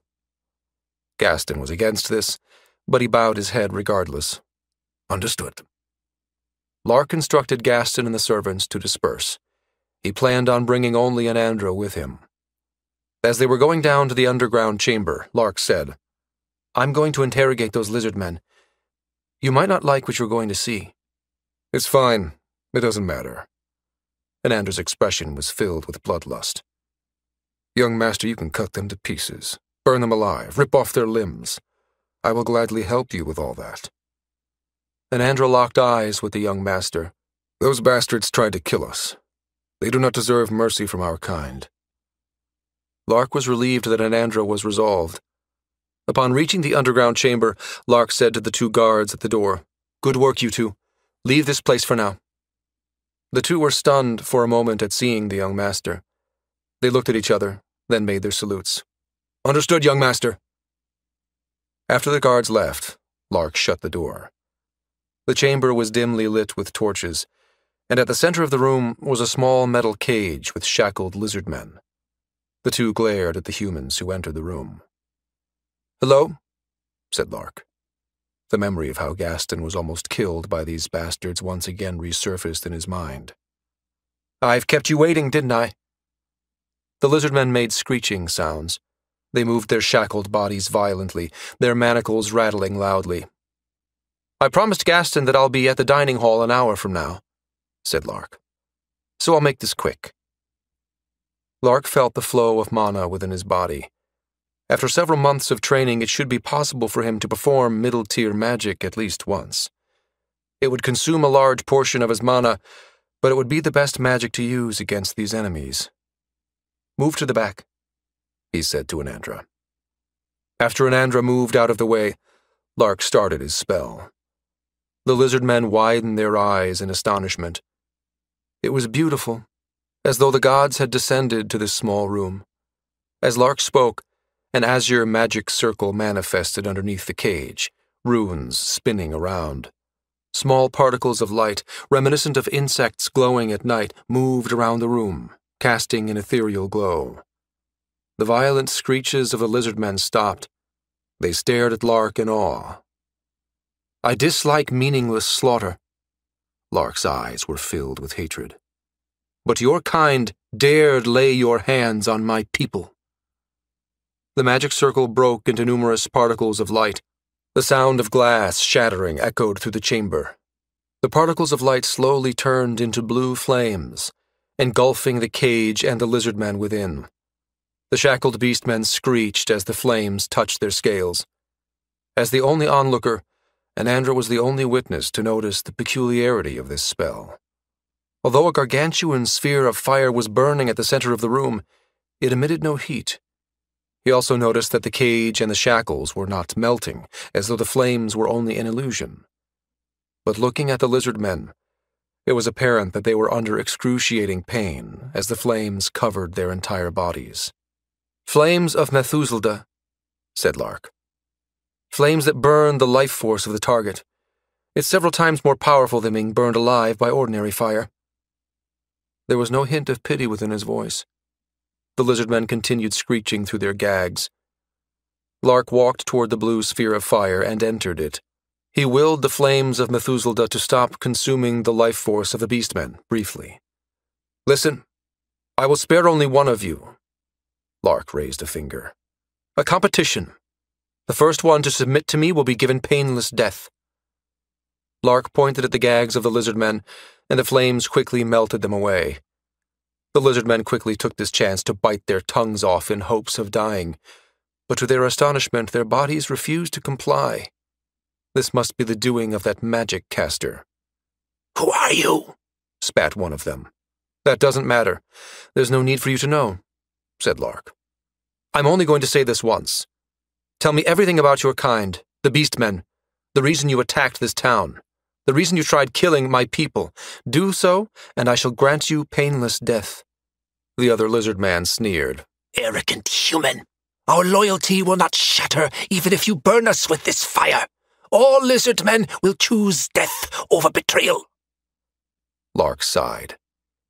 He flicked his fingers, and the flames started licking the bodies of the lizardmen again. They squirmed in agony and gnashed their teeth. Moans and wails escaped their lips. Despite the excruciating pain, the two refused to speak. This went on for several more minutes, almost half an hour. Eventually one of the lizardmen pleaded, "I'll speak! I'll tell you everything, please! Just kill me!" Lark was surprised that these two had lasted so long inside the fire of Methuselah. These flames consumed the life force of their prey, making the pain several times more excruciating than usual. Lark was sure that had he used normal fire, these two would have never uttered a single word till they died. Lark willed the blue flames to stop licking the body of the lizard man, while the other one kept squirming in pain on the ground. "Speak," said Lark. The lizard man had almost lost the ability to speak. A little more and he would have been thoroughly broken by that spell. "The United Gracchus Alliance," said the lizard man. He looked at his comrade and swallowed nervously. "The United Gracchus Alliance plans on capturing this town." The United Gracchus Alliance. Lark was sure he had heard that name before, probably from a book in the library at Lion City. Still, he could not remember the details. "A country of beastmen," said Anandra. "One of the 3 neighboring countries of this kingdom. In terms of military strength, it's on par with the Empire." Why was this country trying to attack this small town? Lark could not understand why.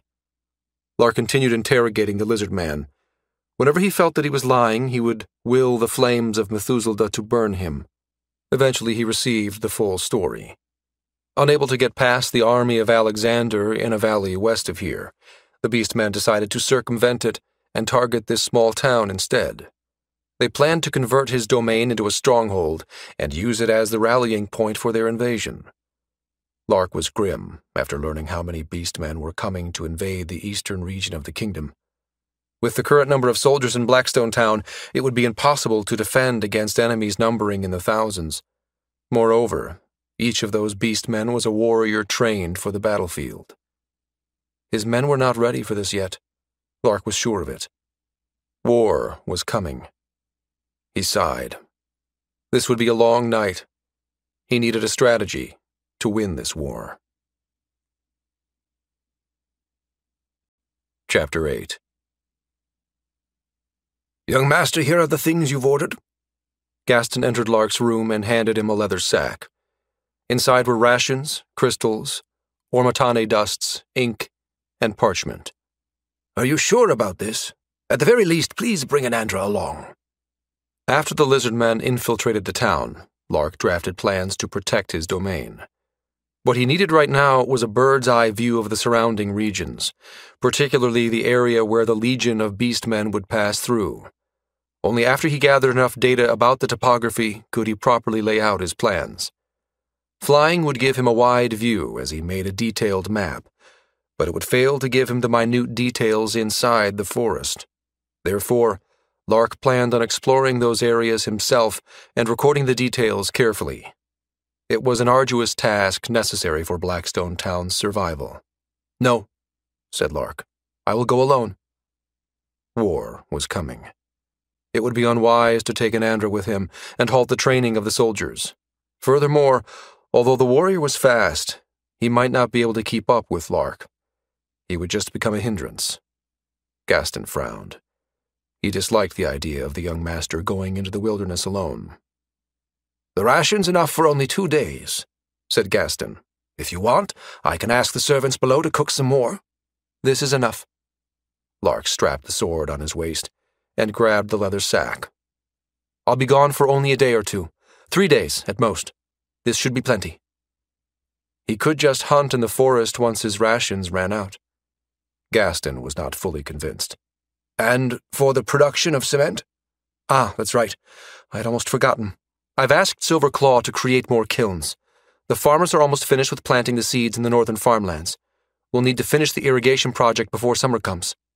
Although war was looming, Lark had no intention of halting the conversion of the previously non-arable lands in the northern and western regions. He wanted his city to be self-sufficient. He did not want his people to experience hunger again during the winter.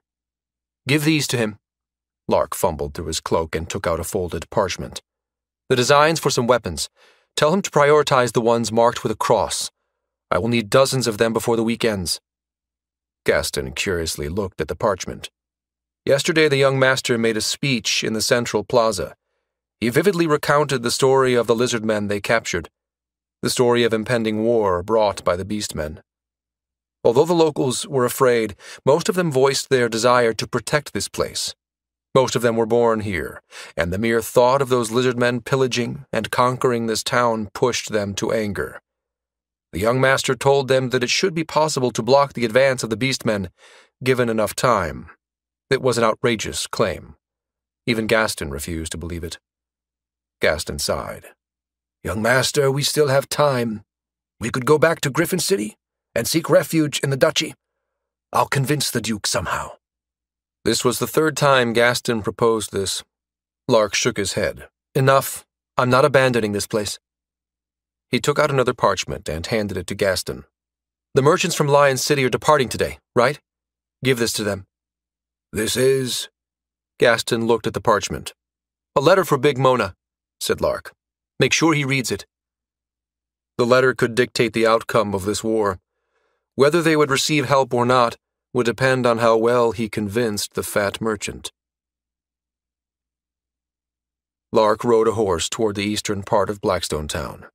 He passed through the eastern border, and instead of going directly to the mines, he turned left and kept going. As he sped up, the sea of trees in the endless forest blurred on his right. He soon arrived at a plain filled with overgrown weeds. Not bothering to halt his mount, Lark quickly surveyed the surroundings. This place was wide, good enough for large armies to clash against each other. "We won't win without using underhanded tricks," he mumbled. The differences in numbers and training between his soldiers and the beastmen were simply too vast. "Traps, poison, fire. It doesn't matter. We need to win this war." In war, no lives were equal. Most men despised tactics like poisoning the enemy or assassinating the commander of the army, but Lark believed differently. In war, only the winner gets to write the history. The winner was justice. At the end of the day, those who survived would get to tell the tale. If it would enable his people to continue living, he would not hesitate to use these tricks. This was war, after all, a competition for survival. Lark kept moving. Several hours passed, and he arrived at a forest. He tethered his horse to a tree, then carved a clay bowl from the ground using magic. Using magic again, he filled the bowl with water. "Drink.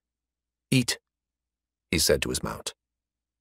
The horse stared at Lark for a moment, then began drinking, as though it understood the command.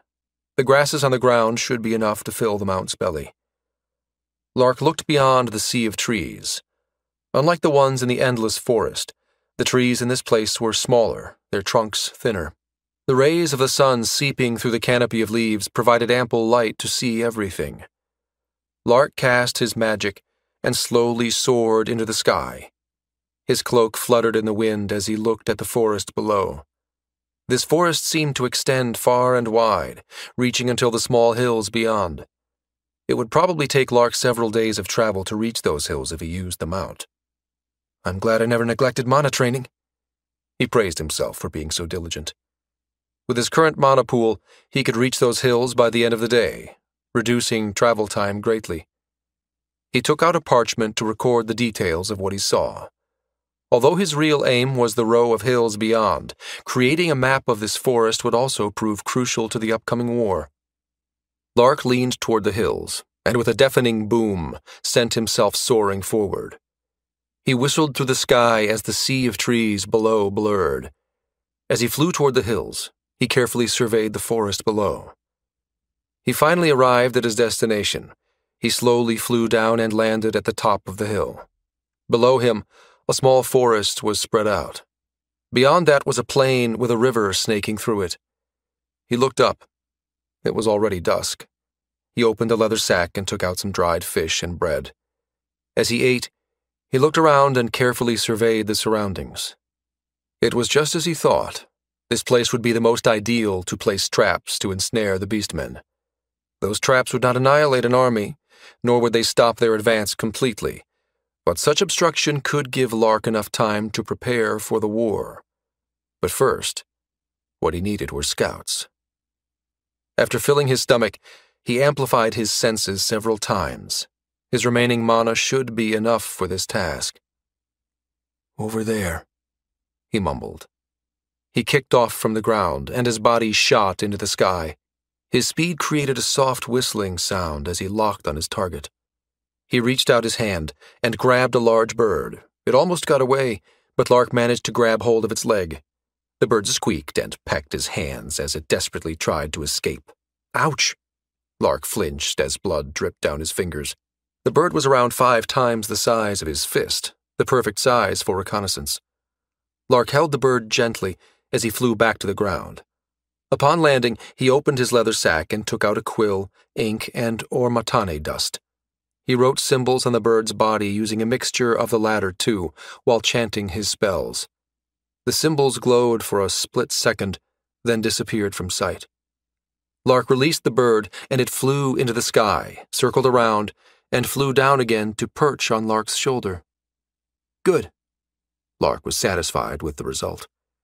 He stroked the bird's head and grinned. He took out a crystal and wrote the same symbols on it. After activating the magic, the bird froze as the symbols on the crystal glowed.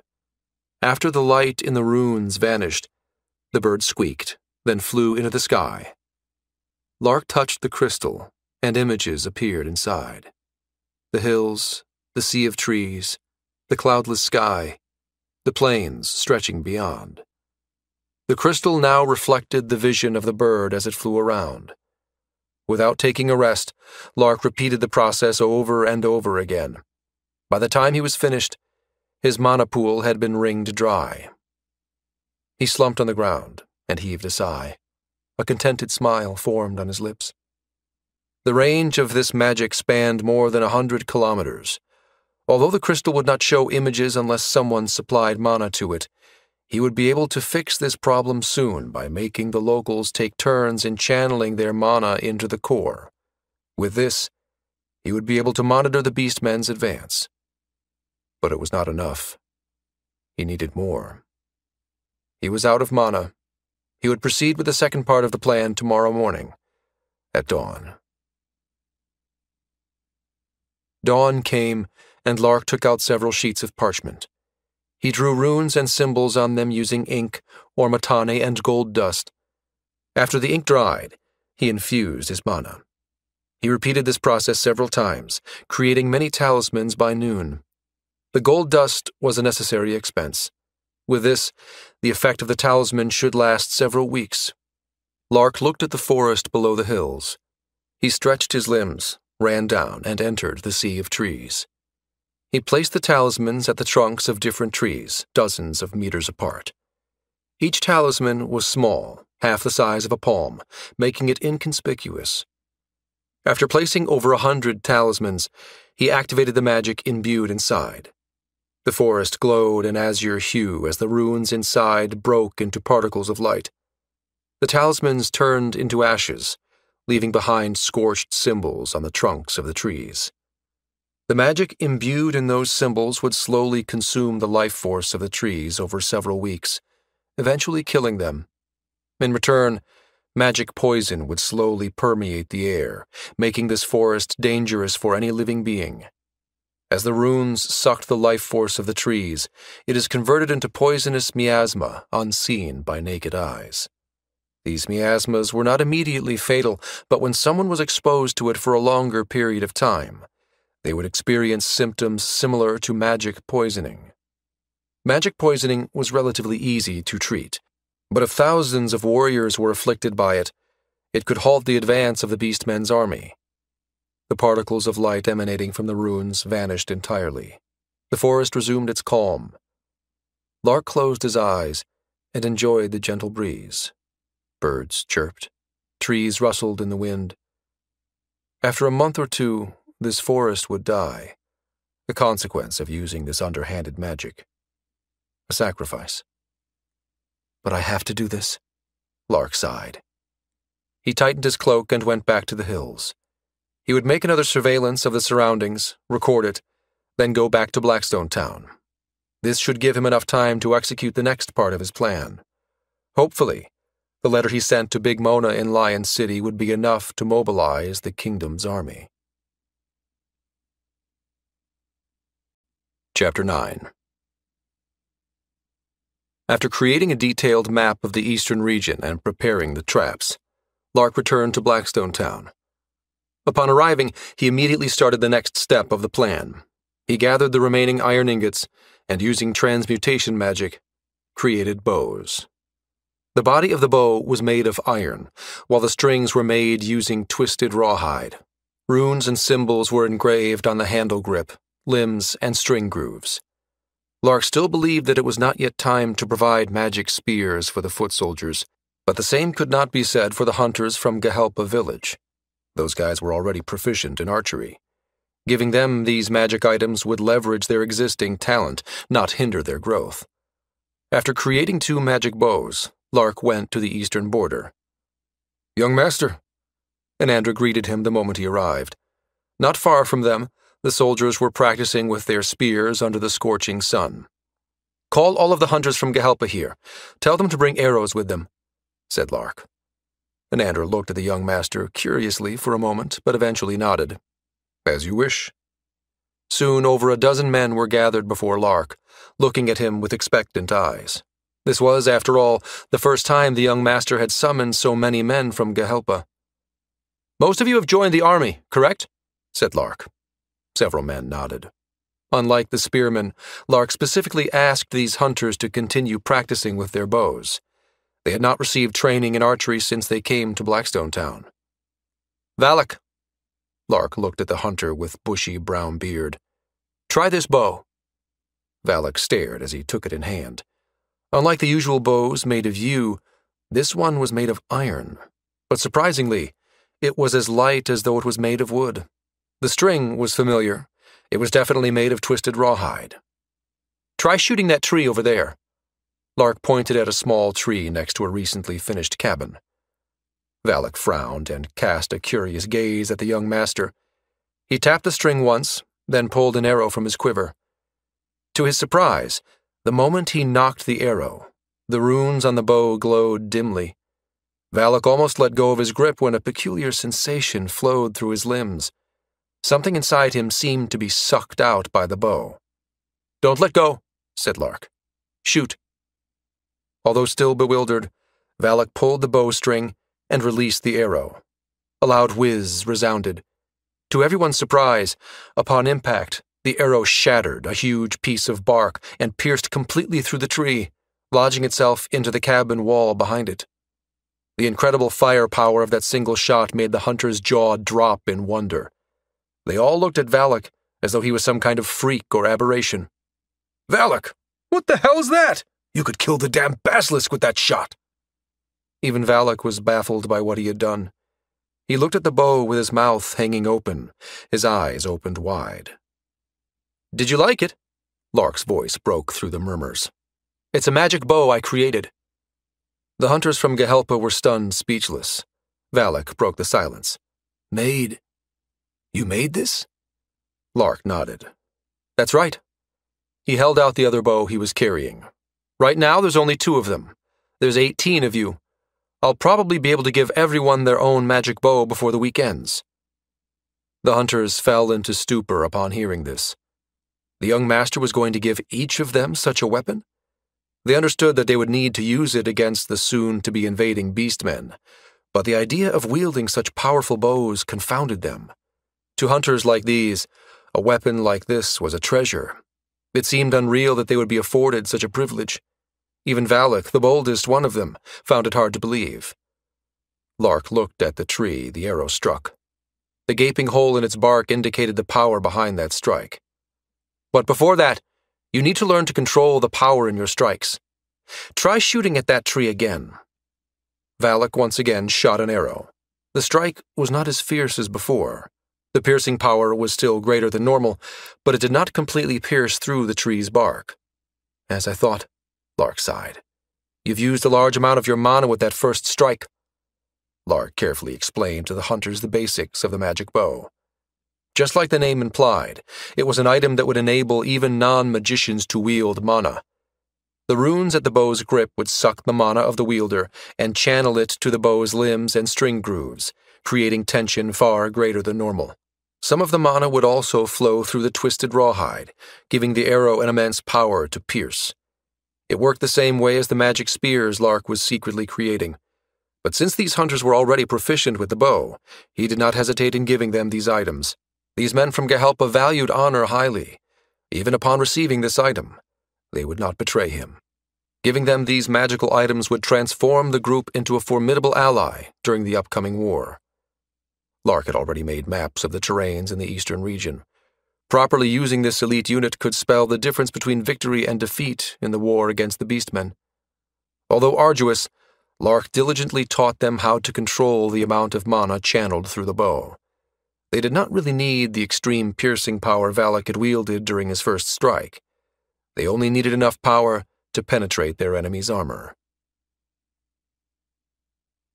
Lion City, Merchant's Guild. Big Mona kicked the slave in front of him. The woman had accidentally spilled the wine on his gaudy clothes, an unforgivable sin punishable by death. Damn slave! Do you know how expensive this suit is? Even if you worked all your life, you wouldn't be able to pay for it. Another kick struck the woman in the abdomen. She puked out the stale bread she had eaten for breakfast. Master, please, forgive me. But Big Mona did not stop. He grabbed a hemp rope and started whipping the woman, slicing cuts all over her body. By the time Big Mona was satisfied with her beating, the woman was sprawled on the ground, half dead and unmoving. Big Mona spat on the soon-to-be corpse, sat on the sofa, and grabbed some snacks. He'd ask the servants to clear the body later. A servant knocked on the door twice. Big Mona, sir. There's a letter and a parcel for you from Blackstone Town. Big Mona's mouth was still full of biscuits when he replied, sending crumbs flying about. Come in. The servant entered the room and handed him the parchment. Big Mona wiped his hands on a napkin, unfolded the letter, and read the contents. As he read through the letter, his brow creased and his face twisted. He felt the urge to tear the letter into pieces. That damn arrogant brat, snarled Big Mona. The servant was startled from the sudden shout.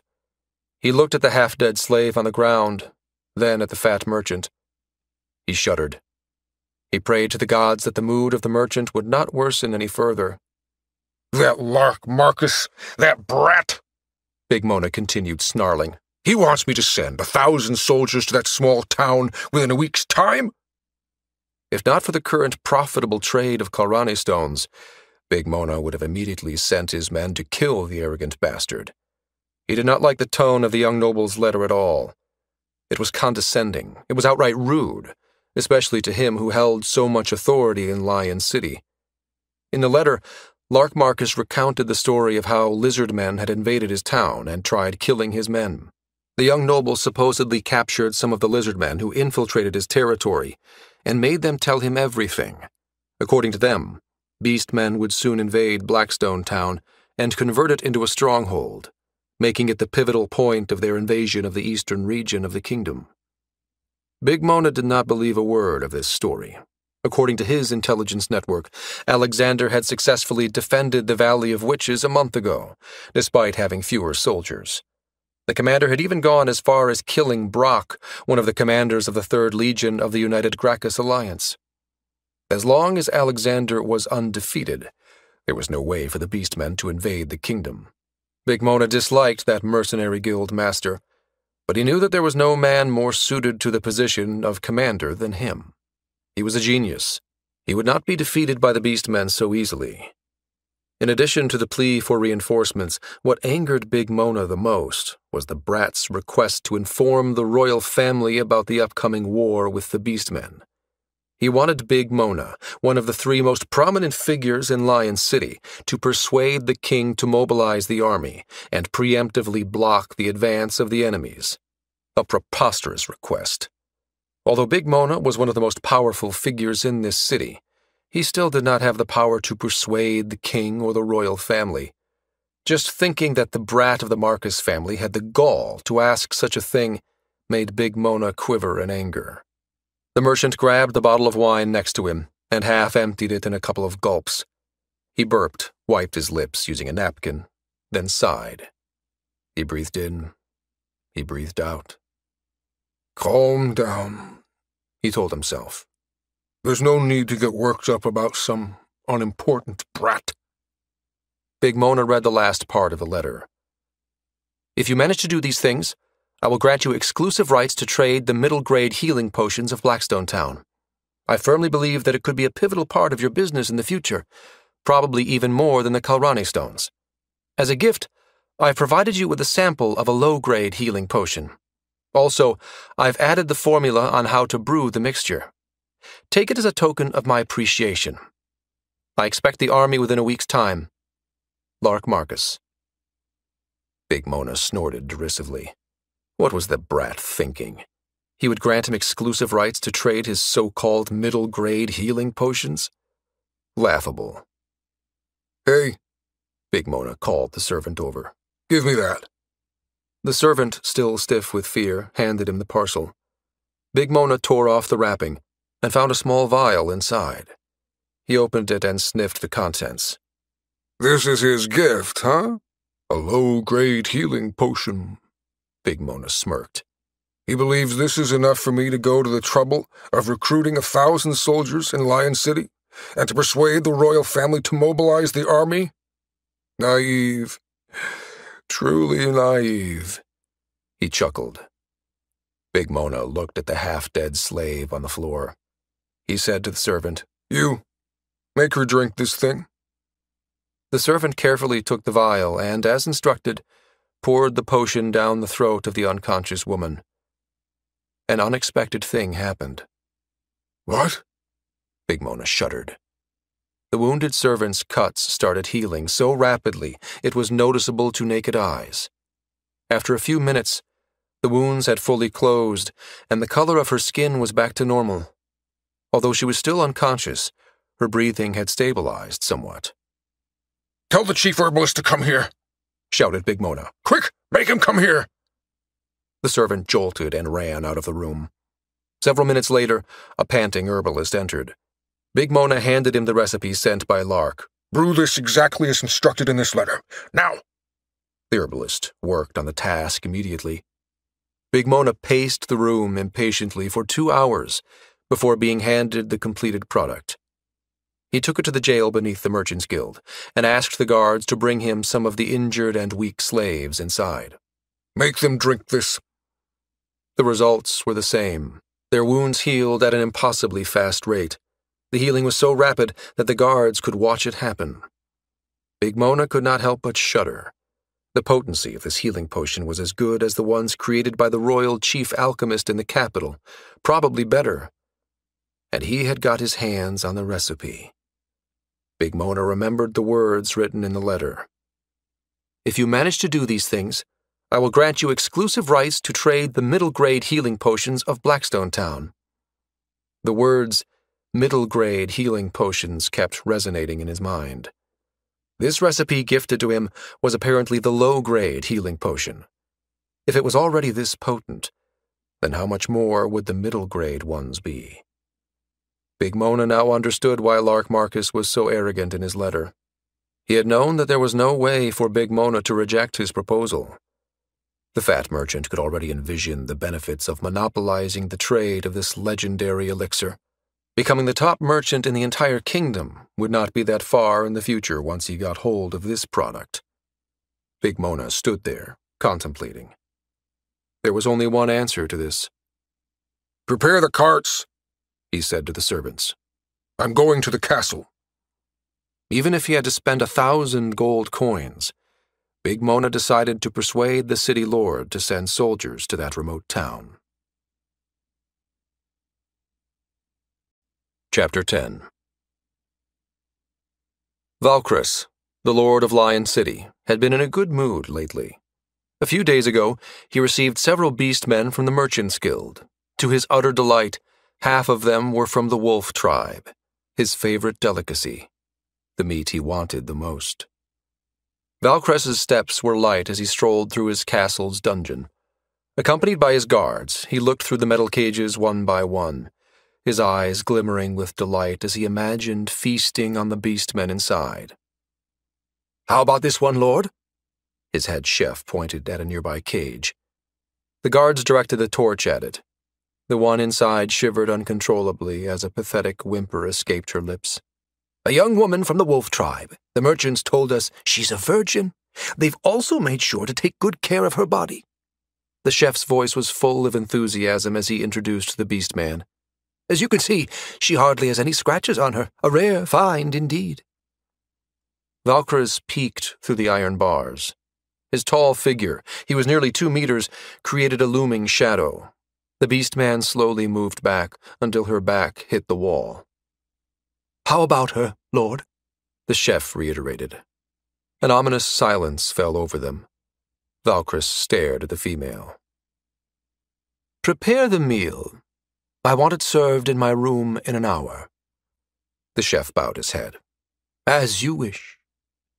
On cue, the guards opened the cage, grabbed the shackled wolf beastman, and gagged her mouth. She struggled with all her might, but the guards were stronger.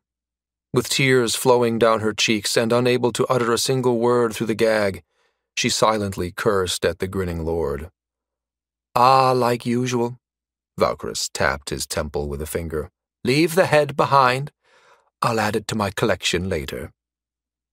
After Valkris left the dungeon, a muffled cry echoed. The stench of blood permeated the air. After choosing his meal for the day, Valkris returned to his office. It was a large room on the 4th floor of his castle, with several windows overlooking the city. One wall held a large portrait of a handsome young man with auburn hair. He wore full plate armor, with a long sword on his waist. "It's been years, huh?" Valkris reminisced. The young man was him, several years before he became lord of this city. Back then he was merely the 5th son in a family of knights. Using only his talent and cunning, he had killed his father and brothers, climbed the ladder, and became the head of the family. He then used his position to create a rebellion on the pretext that the current city lord was a tyrant and a psychopath. Becoming the lord was not an easy task. The path he had taken was filled with so much blood. Without hesitation, he had used the bodies of his enemies as steps in his climb to the top. As he stared at the young man in the picture, he realized how much things have changed. His lean body was now gone. In its stead was flabby fat and oily skin.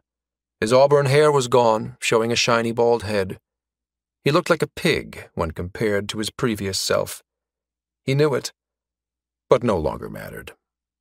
He attained what he had sought. His butler entered the room. "Sir, the feast has been prepared below." Valkris salivated. Just in time. He put down the documents he was holding and stood. "Also, you have a visitor," the butler added. "Visitor?"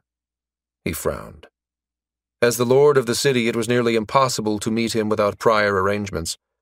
From the way the butler said it, it seemed that the visitor was already inside his castle. Valkyries could guess. In this city, only 2 people could rival his authority. One was Alexander, the mercenary guild master, and the other was Big Mona, the head of the Merchants Guild. "Alexander's not here," said Valkyries. "Kane or Big Mona?" "It's the head of the Merchant Guild, my lord." Valkyries sighed.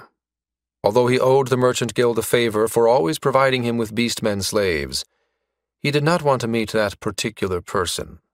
That merchant was shrewd, a sly fox, maybe even more cunning than he was. After a long pause, Valkyries decided, "To the dining hall." "Understood." Vanguard Army, United Gracchus Alliance. After receiving the emergency message from an animal courier, the Vanguard stopped their advance. Rumors of how the scouts had been discovered during their reconnaissance spread through their ranks. After camping out in the wilderness, the group they were waiting for finally arrived. Stone and his men looked famished, their reptilian faces sunken.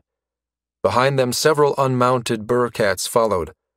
When the scouts first set off for their reconnaissance mission, they had numbered more than a dozen. Now only 4 remained. Stone jumped down from the burcat and walked briskly to the commander's tent. The beastmen guarding the entrance looked at each other for a moment before opening the flap. Upon entering the tent, Stone was greeted with several pairs of eyes, scrutinizing his every step. There were 5 men already in the tent, sitting around a round table. In the center of the table was a large map. "Captain Stone!" The man sitting at the head of the table glared at him, his 4 muscular arms folded across his chest. "You're late?" Commander Azura. Stone quickly bowed his head. "I'm sorry. We had to stop for half a day to help the burcats recuperate. A week of non-stop travel has "Enough!" Another beast man with 4 arms interjected. "I don't need to hear your excuses. You were adamant in your letter that we stop our advance and wait for reinforcements from the main army. Surely you have a good reason for this." Lauro, the beast man that spoke, was the right hand of Commander Azura and the strategist of the Vanguard Army. He was the weakest beast man in this room right now, but due to his great intellect he was highly regarded throughout the army. Some said that the real commander of the Vanguard was Lauro, the strategist, rather than Azura. Whatever Lauro said, Azura followed. The reason the Vanguard had accepted his pleas to stop the advance of the army was probably due to this beast man. At the very least, Lauro decided to hear him out. Since time was of the essence, Stone had written briefly about his encounter in Blackstone Town. These high-ranking officials had not yet heard of the full story. Stone took a breath and started recounting the story, even to the smallest details. After he was finished, the entire room was silent. Lauro spoke first. Someone saw through the magic of the Lizardmen tribe? Had the story not come from Captain Stone himself, they would have not believed it.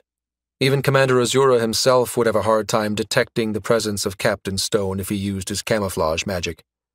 According to Captain Stone, the human who had cornered him was merely the commander of a private army of a small town. Why was such a formidable human living in such a remote place? According to Fior, Blackstone Town was a desolate place where even merchants seldom visited. It did not make sense that such a powerful human would choose to live in that town. "Stone," Azura's eyes glimmered. "who do you think is stronger, me or that human?" Stone swallowed the lump in his throat. Cold sweat started forming on his forehead. This was bad. He recognized the desire for carnage in the eyes of Commander Azura. This beast man loved fighting strong opponents. This was how he became the commander of the Vanguard. Azura loved the sensation of charging head-on to war, even if the odds were greatly against his favor. If not for Lauro shackling him, the Vanguard army would have been wiped out several years ago due to Azura's uncontrollable lust for the battlefield. How should he answer? He had seen Azura fight countless times before, but he was still unsure whether he was stronger than that human monster. "Answer me." Azura suppressed his growl. His humanoid body, Forearms, fur-filled chest and tail twitched in anticipation. Time seemed to freeze. Stone blurted out an answer. "It's probably the human, Commander."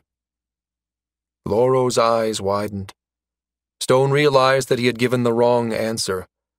There would be no stopping Azura after this. Azura rose from his seat, his laughter reverberating through the entire encampment. "Is that so?" His eyes glimmered with desire for carnage. Bloodlust seemed to pour off of him. "He's strong, huh? Stronger than me." Azura grabbed his weapon, leaning against the table, an axe large enough to cleave a horse in half. "Loro, gather the soldiers. We are moving out. We are to resume our march." Loro looked at Stone with disdain before replying to Azura. "But Commander Azura, we should at least ask for reinforcements from the main army. You've heard Captain Stone's story. That town has around 100 soldiers as well as that human monster. Our goal is to capture the eastern region for General Urkawi. Capturing that town is just the first step. We should do our best to minimize casualties." Azura scratched his ear. "Enough. This is an order from me, your commander. We are moving out, immediately." Loro sighed. This was not the first time Azura had ignored his advice. This was not the first time they charged head-on, despite knowing the risks and the strength of their enemies. Loro grunted. "As you command." With heavy steps, Loro left the tent and started gathering the soldiers. Their destination was Blackstone Town.